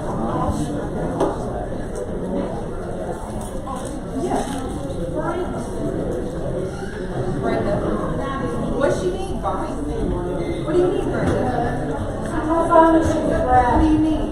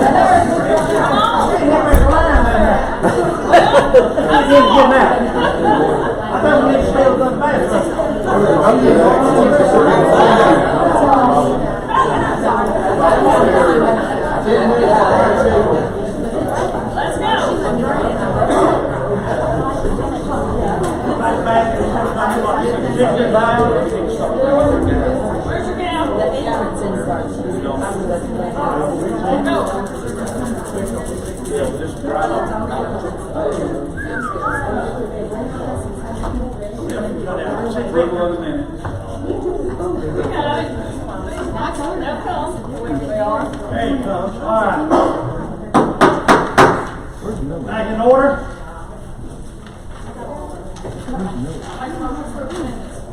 I need a motion to approve the minutes. Motion, second. Don Patton. Any discussion? All in favor say aye. Aye. Aye, opposed no. Ayes have it. Item 9, report of public utility. Have a motion, have a second by Hearn. Any discussion? No discussion. All in favor say aye. Aye. Carries. No. Item 10, approval of the Benton County annual road list. Motion. Have a motion by Mr. Don Patton, a second by Dana. Any discussion? No discussion. All in favor say aye. Aye. And item 11, resolution to authorize our county attorney to learn why the former company Uniman and the present company of Cova located here in Benton County, Tennessee, does not pay servants tax to formulate a bill for servants tax and give bills to both Uniman and Cova, and to reach out to our Senator John Stevens, who shared a large interest in this subject. Need a motion? Motion. Motion by Dana, second by Patton. Any discussion? Mr. Rockman. I was involved in this resolution, and I'm going to start out and apologize to Mr. Harper. I made a mistake asking Ashley to include his name in this resolution. That being said, it's sponsored by me and Ward. This resolution is probably not perfectly prepared. I'm not going to repeat everything that's said in it. The intent of this resolution is to put it in the hands of our county attorney, Sean Johnson. I'm asking him to reach out to Senator Stevens and for them to come up with a perfect solution and come up with an answer and a reason why these companies aren't paying the severance tax. This was recommended by our Senator John Stevens, put it in the hands of our county attorney. That being said, I'm going to yield the floor. If anybody's got any questions, I certainly will answer them. How do we take his name off? Don't we have to have a motion for that? That's what I thought. Take the who off? Hopper off. Hopper, you want your name to be removed? Oh, it's not necessary. Okay, so we don't have anything to worry about. Any further discussion? Yes. Chairman Fraser, 3rd District, representatives of this deal, I'm under the impression this group is looking at doing some expansions in our county and some property purchases and stuff like that. I would like for us to reconsider not doing this at this time. And I'm under the impression that some of this information may be inaccurate, and I haven't had time to research it properly. But my recommendation is not to vote for this. Thank you. Mr. Chairman, I'm going to respond. I oppose you. I appreciate your words are well taken, but I disagree with you. This has been greatly researched. The information is coming from the Tennessee Department of Revenue from a woman named by the name of Amanda McGraw. She's the one that gave me the numbers through an email, how much the $78 that was paid in 2018 by Company Uniman. The information on how many people are employed out there is because I got friends that are working out there. That's how I know about the 75 boxcars being filled every day with 115 tons of sand. 10 trucks a day, at 25 tons of truck a day. They should be paying somebody in the neighborhood of $1,500 a week for severance pay. They're not paying Carroll County anything. I've had people in this room tell me, well, money's going to Carroll County. They don't have an account set up in Carroll County. They have an account set up in Benton County. They've got a mine in Carroll County. They have a mine in Benton County. They should be paying someone in the neighborhood $1,500 a week, whether it be Carroll County or Benton County. I stand firmly on this resolution and ask y'all to put it in the hands of this county attorney and let him have it. Let him come back and tell us they've got a waiver, they've got an exemption, they don't have to pay taxes. Or let him come back and negotiate with us, discuss with us, let him do the finding. That being said, I yield the floor. May I ask Mr. Shaw, your thoughts on this? I didn't know much about it honestly, but I'm fine. This is the type of thing that they want me to do it. I'm fine with it. I'll contact Senator Stevens and find out what's accurate, what's not, and get some answers. Any further discussion? And I will say that we have been inquiring about this, And, but this is under the state enforcement. Again, the county has no vehicle or avenue of enforcement or even monitoring on this. And so it is an issue that the state doesn't, they need to understand the pressing matter that this is. And that they have revenue officers with the Department of Revenue. And I think that that's probably who would be in charge of making sure that the enforcement was there and the monitoring was there and the books were there. Yeah, I would say it could be particularly a serious amount of money that's going out this county that we're losing based on that. There's something. This is probably a typo, it says 115,000 tons per boxcar. 115 tons per boxcar. It says 115,000 for resolution.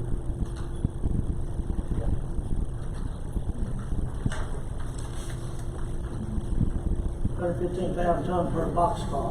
That's a big boxcar. Tons, yeah, boxcar. Can, I asked the county attorney, the dollar amount, 115 tons ain't gonna fill a boxcar up.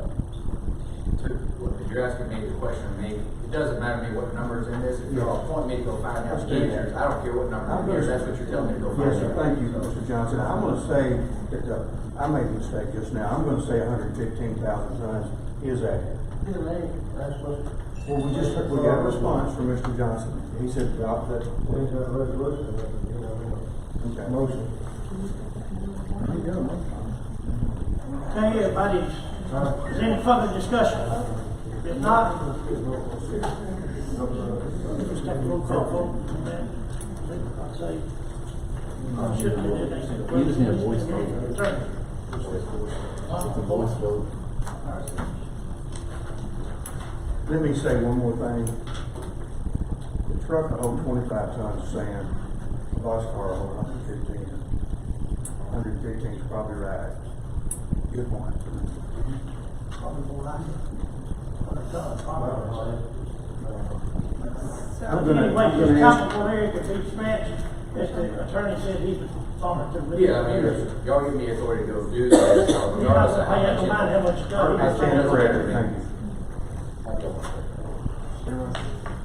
All in favor? Aye. No? No. Carried, or one no? Frazier, third district. Two no. Carried first. Ayes have it. Motion carries. Item number 12. Resolution for Benton County to create a 20-cent per ton hose fee on each and every ton of trash brought from outside of Benton County into the waste management landfill, and for the fee to be imposed upon generator and haulers of the waste, not the owners of the operators of the landfill. Motion? Second by Hurd. Second by Hurd, discussion. Thank you, Chairman. I was very involved in the making of this resolution. I've assured several commissioners, the chairman, that I'm going to remove this resolution. But not until we've had a conversation about waste management. You heard the mayor say earlier, ill-prepared resolution. Maybe it is, maybe it ain't. But if it wasn't for this resolution, waste management wouldn't be talked about tonight, today, earlier, on the citizens forum. You heard the mayor say early negotiations are in our sight. The contract that we have with waste management is exhausted in June 2031. There's a little over 11 years left in the contract. Waste management is already wanting to negotiate a contract. I think the first conversation that we should have, is, do we want to continue the life of that landfill after 2031? Do we want to continue bringing trash from 23 counties outside of our county and 2 or 3 from the state of Kentucky? Either we do or we don't. If we don't, then we're going to talk about the revenue we're losing. If we want to continue it, I think that we need a professional waste consultant on our side helping us how teach us how to deal with waste management. We got a Board of Education wants to build a new school. Waste management, number 200 on the, help me out somebody. Fortune 500. Yeah, they got a lot of money. Maybe they would consider helping us build this school. We've got Marshall County. Outside of their fee for their tonnage, Waste Management has a twin landfill in their home county.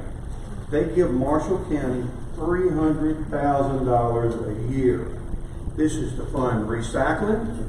This is to fund a director and a solid waste board in these facilities where you go and dump your trash, you don't have to go to the landfill.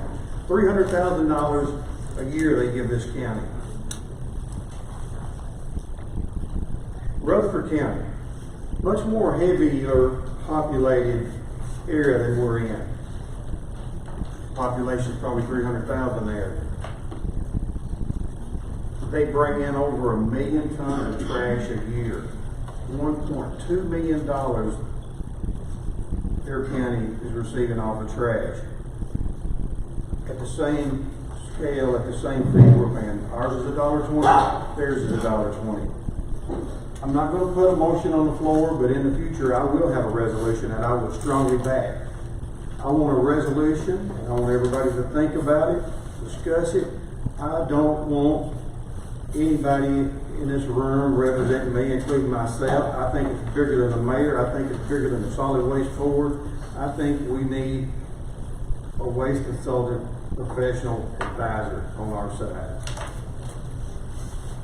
I'm going to look at my notes. This is coming from Mike Stuckberry, CTAC, Solid Waste Specialty, Senior Environmental Consultant. He wants to be there when all this conversation takes place.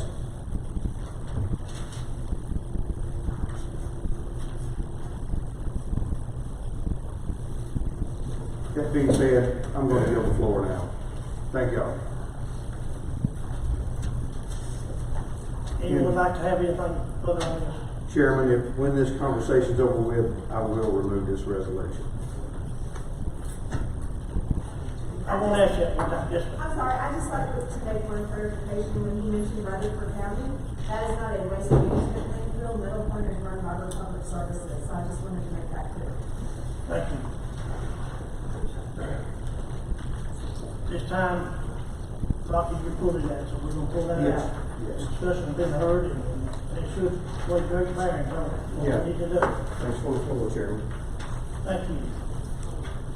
Resolution been pulled.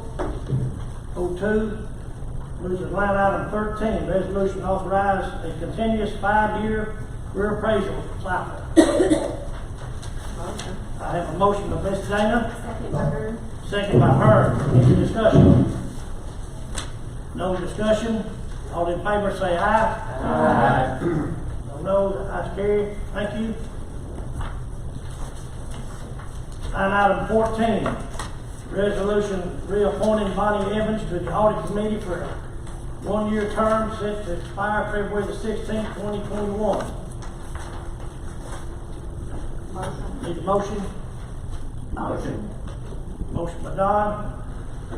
Second. Second by Daniel. Any discussion? Can the budget committee pull this since, it does have Bonnie on here and she is part of the, I don't think so. I think, this is a recommendation from the audit committee of just a basic reappointment. I think only because Ms. Evans has served on it, that we go ahead and make the reappointment, so there's some continuity to it. But I'm gonna look into that, whether a part-time employee is deemed a bona fide employee or not. And if it is, her association, then we'll basically request that she resign from it and that we reappoint her position. But I think the best thing to do right now is for the continuity. A part-time employee is not an employee? Well, You know, because there's no, I don't know, we'll find out. But she's not getting the insurance or whatnot, you know, like a regular Florida Well, boat. some full-times don't take it either. So, I mean, you know. You can always let them know. They're not getting no benefits from the county, how much she's paying, her voice then. So that she can also say. Like we can. Can we table it to the next meeting, can we find out further?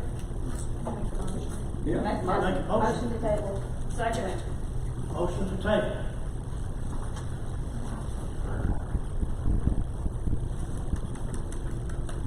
All in favor? Yes, Ms. Harvey, that's that. Motion has been tabled for next month. Line item 15. Resolution transferring funds in the amount of $13,000 within the school budget. Motion. Can we combine? Can we combine? I'm not looking at those numbers on that one thing. I want to combine 05, 06, 07, and 010. 7. All the school board stuff. You can go all the way up to 11. Huh? You can go up to 11. All right, I'll go for 11 too.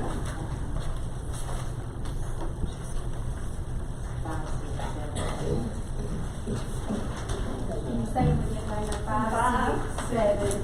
7. If you're gonna do that, you can use 10.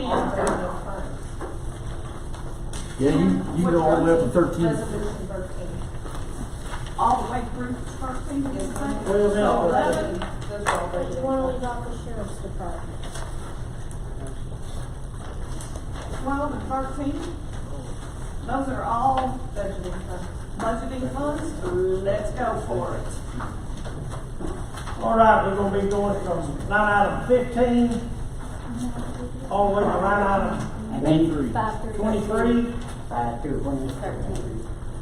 23. No, we're not doing 9. We're doing 5. I have a motion by Dana, I need a second. Second. 10. Ms. Jenny Higgins, 12, second. 13.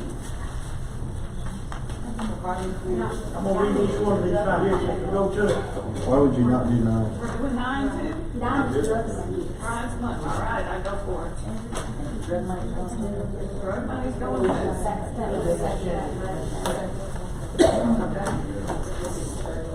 Line item 15, resolution transferring funds in the amount of $13,000 within the school budget. Line item 16, resolution transferring funds in the amount of $40,000 within the school budget. Line item 17, resolution budgeting funds in the amount of $1,900 within the school cafeteria budget. Line item 18, resolution budgeting funds in the amount of $1,994.01 within the sheriff's budget. Line item 19, resolution budgeting funds in the amount of $7,624.36 within the sheriff's drug fund budget. Line item 20, resolution budgeting funds in the amount of $19,500 received from the U-Trust grant within the school budget. Line item 21, resolution budgeting insurance recovery funds received from the amount of $2,128.37 within the sheriff's budget. Line item 22, resolution budgeting revenues received by the animal shelter in the amount of $12,220 to cover the negative line item in the future vet expense. Last, line item 23, resolution budgeting donation received in the amount of $202.60 within the senior citizen budget. Need a motion? Motion. Have a motion, Don Patton. Oh, we don't have it. Any discussion on any of these matters? Did anybody make the second? Yes. Yes, Mr. Cheney, second. Mr. Hopper. I got a question. Are we sure we want to pull the sheriff's budget, his money into this and all in one big The one. number 9, are you talking about resolution number 9? It's been voted on to It's do drug that. money, Mr. Hopper, and it goes back into the drug fund weekly too. We can't take it out and put it in Yeah. place else. You are accurate, Sheriff. I have no idea. Just for clarification, are you putting, number 8 in this as well? All of them, All of 5 them. through 13. This was a motion to combine resolutions 5 through 13 by Ferguson, second by Janet Higdon. And they were all approved by budget. And your sheriff's resolutions, Resolution 8 consists of a governor highway safety grant and reimbursement tow bills. Resolution 9 is nothing but drug fund money that has to go back into the drug fund 122.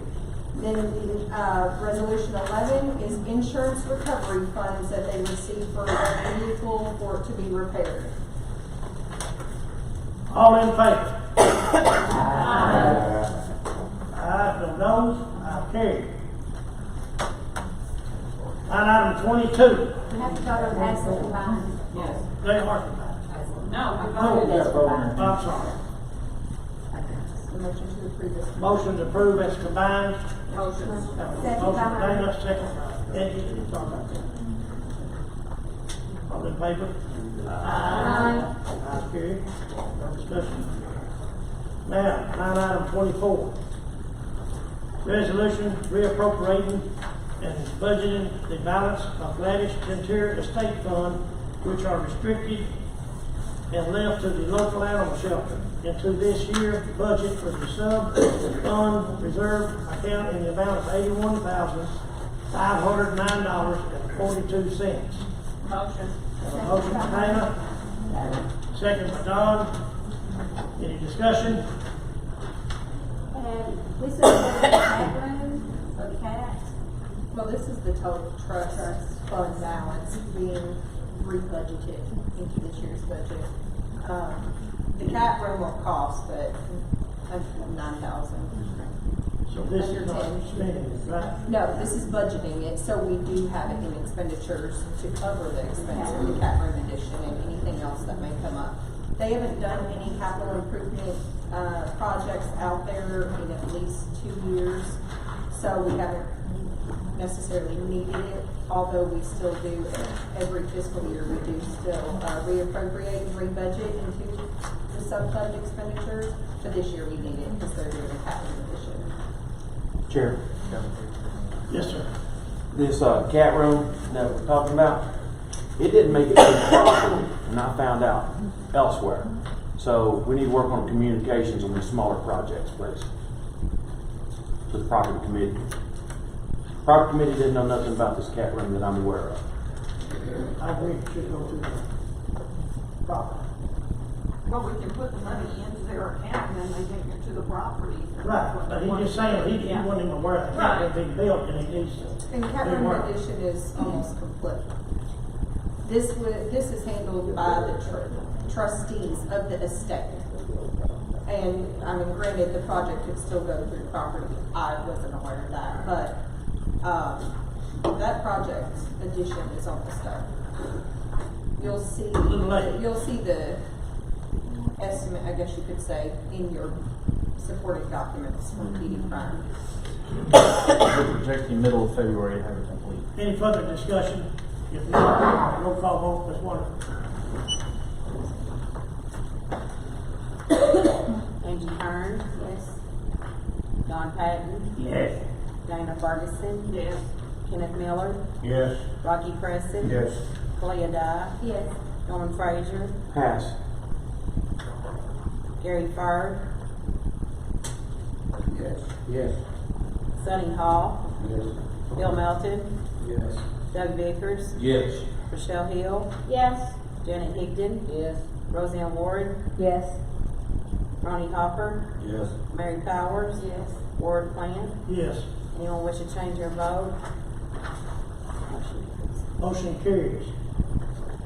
Item 25. Resolution appropriate funds in the amount of $500 from the court road security reserve account to purchase new signs for the courtroom door.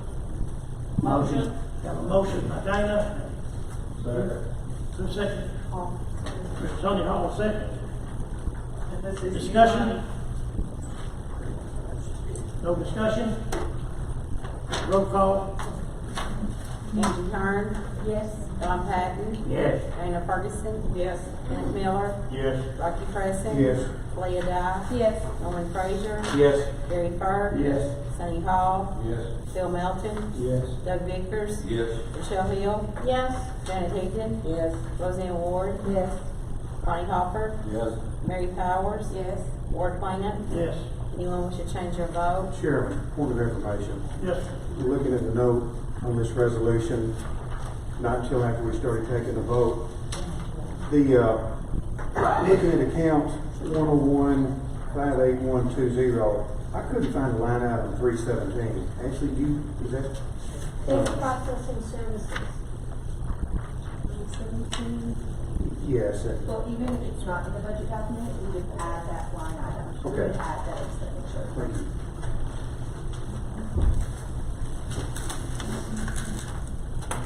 Thank you.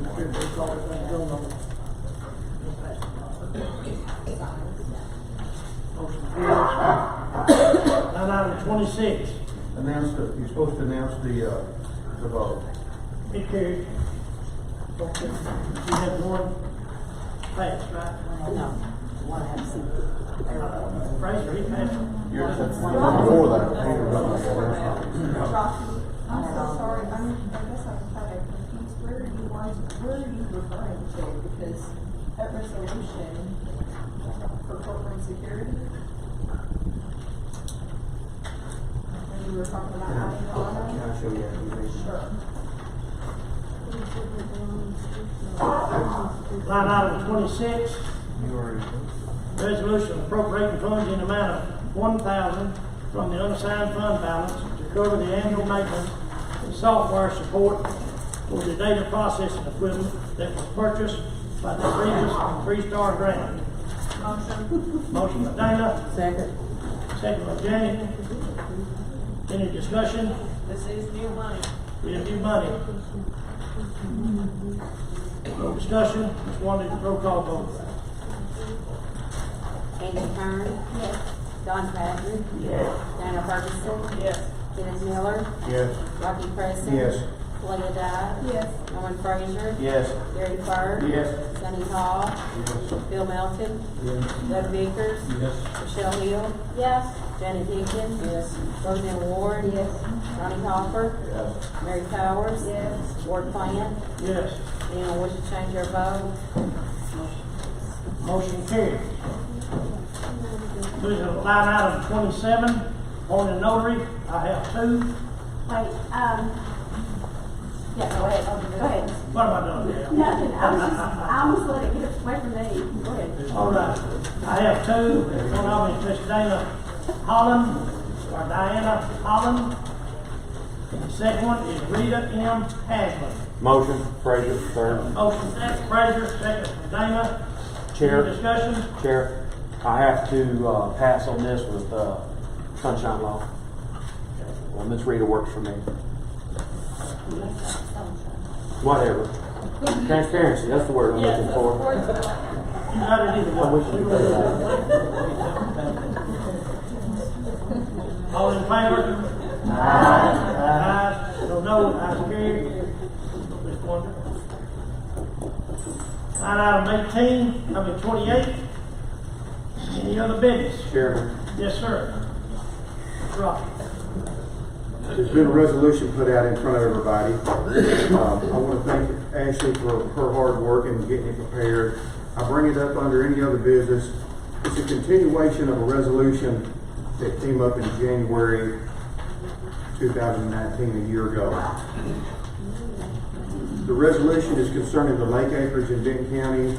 I remind everybody, Benton County is 9.8% water, 26,400 acres of lake, 41 square miles of lake, and we're not being paid for it. I'm not going to go greatly into this argument. But Donna Barrett, that's doing a revenue analysis on Benton County right now, has taken an interest in this resolution. She thinks there's merit. She thinks there's substance here. She's taken the time to correct this resolution, some of my mistakes in the original one. She's added a few more added. She's added a lot of her language. I remind everybody that she was a 10-year state representative for the state of Tennessee. She sees substance in this resolution. I ask y'all to once again support this resolution. The mayor's office will be asked once again to submit it to all the addresses and names on the back page. I'm not sure that I won't submit some of them in person myself.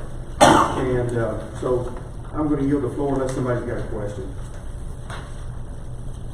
Roseanne. Is this not something that we have already approved for someone to Staples to check into? No, if you look on the second page. I don't have a copy of I'm it. sorry. I can jump ahead, we are told that 17, we're gonna go back to 17, that's all right, go on.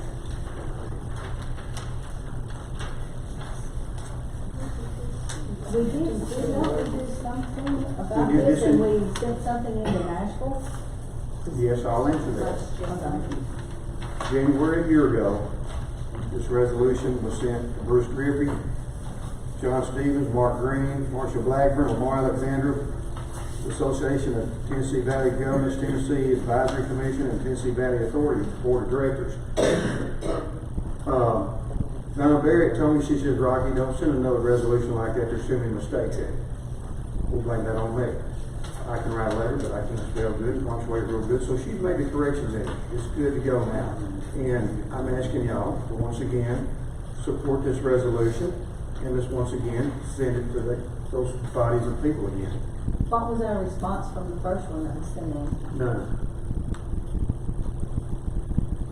And a little bit of this is kind of cleaning up some language to make it a little bit more concrete and a little bit more defined as to what we can request the state to do on our behalf, what TVA can do on their behalf, and so Ms. Barrett has identified the original resolution as maybe having a little bit of gaps, and so the new resolution is cleaning up a little bit to allow her the opportunities for revenue, research, and a little bit of enforcement. And we've also got another issue that we'll bring up in next month's commission meeting that pertains to this as well, where we're losing some tax dollars simply because an original act was not worded properly. People have taken advantage of it, sort of the fact.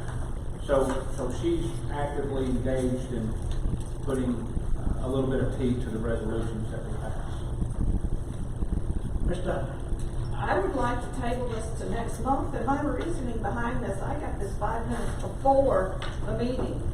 I have not had time to read it.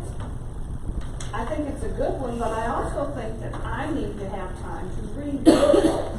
I thought when it came up that it was gonna be in our resolution so we could look at them and read them. I agree with you, we need to do this, but I still think I need time to read it. Let me respond to everybody on Facebook, all the citizens, to the commission. Commissioner Ferguson's words are well taken. This resolution started a year ago. It's a continuation.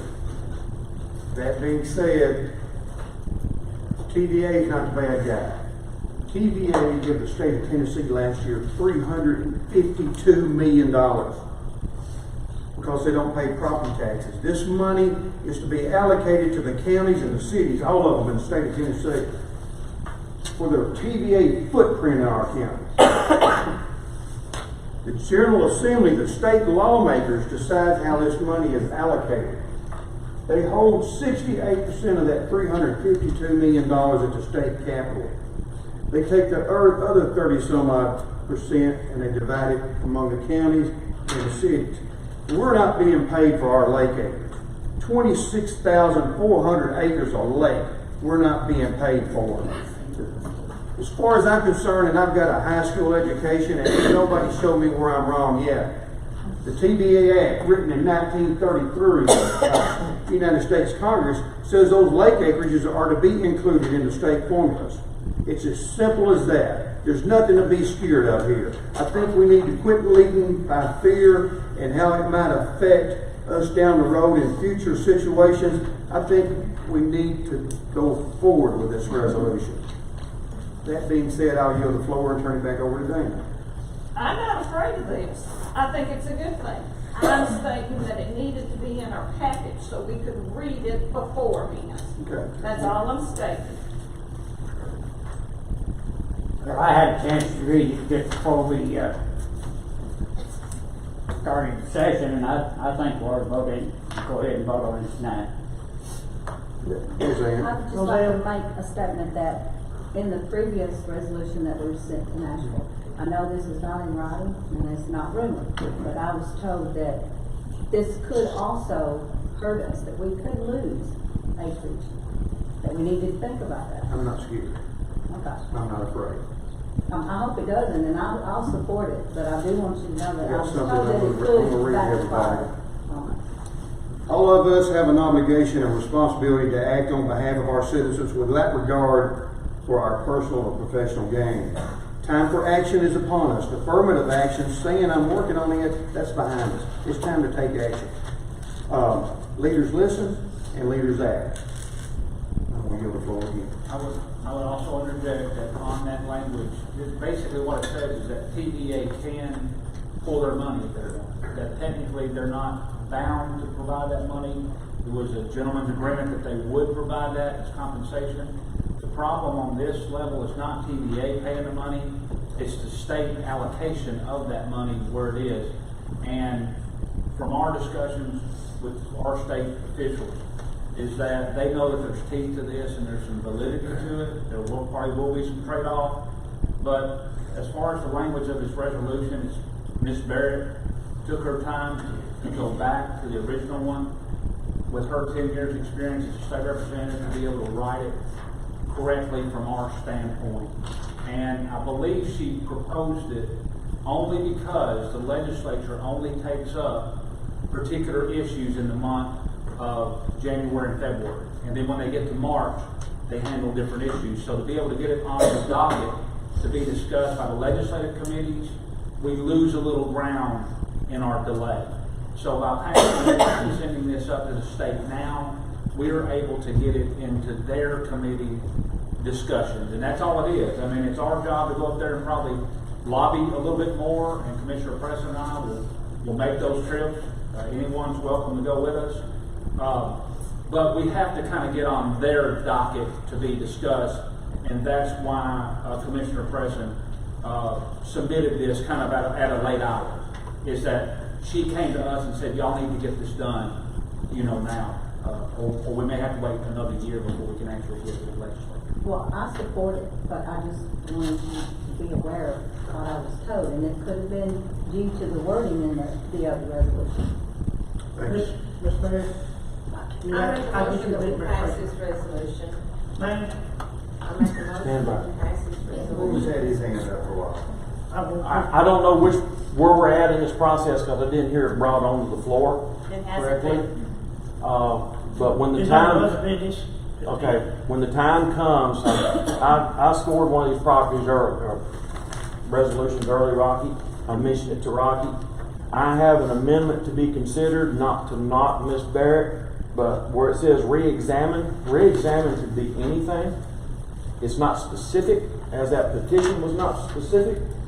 And I'm going to want to add the wording when the time comes, or be considered, as where it says, our state lawmakers to re-examine the formulas and calculation factors that are used in the pilot allocation formula and amend the Tennessee Valley Authority in lieu of taxes. I'm adding to it specific items for them to check, Rocky, because I think the calculations are off. I've checked some acreages on my own. I just don't know what acreages apply and don't apply. So I think some specific line items that they need to be looking at instead of just the word re-examine. That's where I'm coming from. I yield. I make a motion that we put this on the floor. You already have a motion. I have a motion back there. And I'll second her. Got a motion is, I'm gonna get this, then we're gonna. We need a motion to suspend the rules, first and foremost. Well, it come on other business. But There's 17 before there's 18. Right. If nobody cares to rescind their motion and let's do 17 before 18. Just find us suspend the rules, please. Second. I have a motion to suspend the rules. Second. Have a second by Jenny. Okay. Go back down. We're doing this now, about 17 and 18. All in favor, say aye. Aye. Okay. Very. Okay, I make a motion for 17. Motion for 17. Yeah. Second, Frazier. Second, Frazier.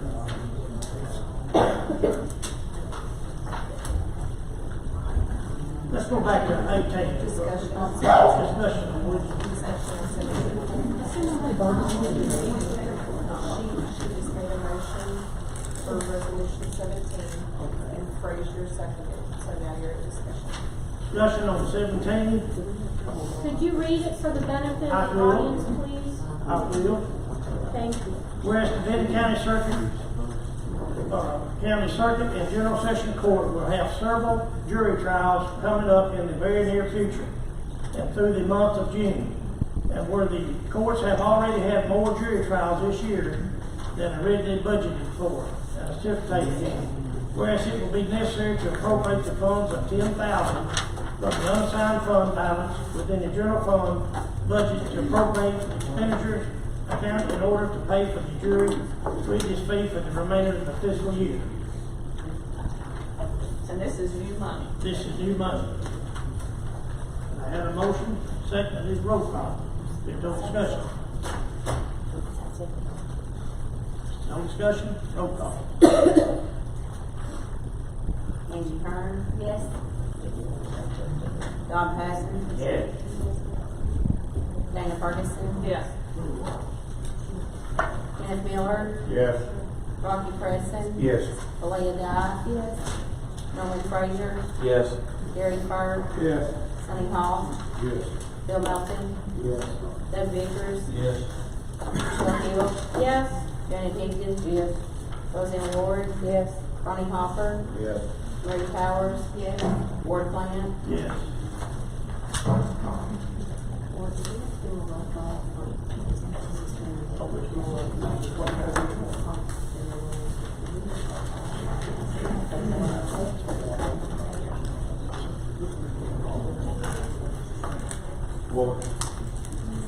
Yes, but I make a motion that we put number 18 on the floor now. we discussed another thing like this. I'll second it. I have a motion by Ms. Dana for the put number 18 back on the floor. I have a second. Kenneth Miller. All in favor? Say aye. Yes, Bob. I can do this because we had announced the vote. I'm in favor of Norman's resolution or amendment. It's going to be a little complicated. I'm in favor of Norman's amendment, changing the language of taking re-examine and using his new word. In addition to re-examine. That's under the now therefore be it resolved paragraph. Take it from the bottom. Now, Ashby, help me out with this. You're smarter than any of us. I'm for his amendment if Donna Berry approves of it. Yes, I make a motion that we accept your resolution upon Donna Berry approving it. And I'll first and second today. I yield the floor. What's your new word though? It's multiple words. So, Oh. let it be read. After the word re-examine on the now therefore be it resolved paragraph, after the word re-examine, they need to re-examine the formulas and calculation factors that are used. Wait a minute, I don't write that fast. I don't read that fast. The You formulas. have that broke down. You can't read it. But I'll It's just work harder than minutes for Debbie to. I'll work it with you after the The meeting. formulas. The formulas and calculation factors that are used in the pilot allocation formula. And it That is says your new word. wording, and then it says and after that. Keep going after that. And I'm just inserting that between the words re-examine and. Okay. Contingent upon Chairman, we'll talk about Donna Barrett. Contingents on Miss Donna Barrett. Did you write all that down? I did. Where it will be legible, and make sure that you add the contingency with Barrett's approval, Sure, put that where you want to. and make sure that this is your motion. I didn't know that was a test. This is your motion. Yes. It is recorded.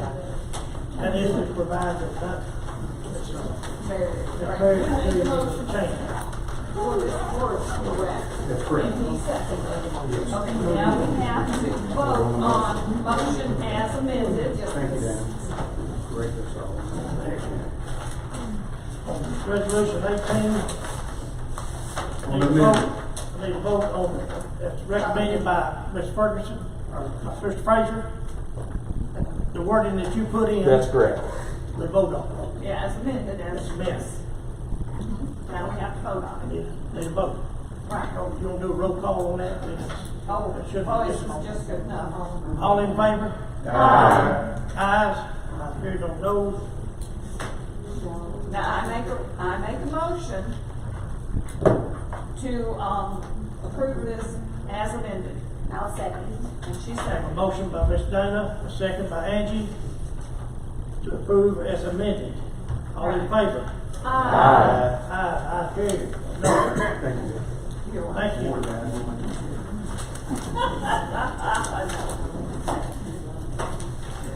We're gonna get through this, I guarantee you.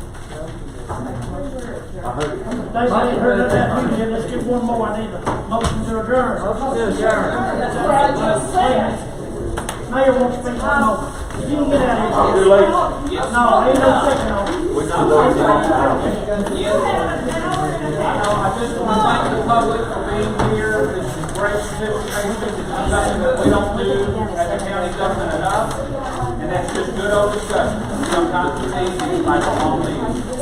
So I encourage everyone to attend our town hall meeting, which is the last Tuesday of the month, every month in Big Sandy or at Holiday. Talk to your local commissioner. I have a motion from Dana, and who's second? Andy second. Meeting adjourned. Thank you.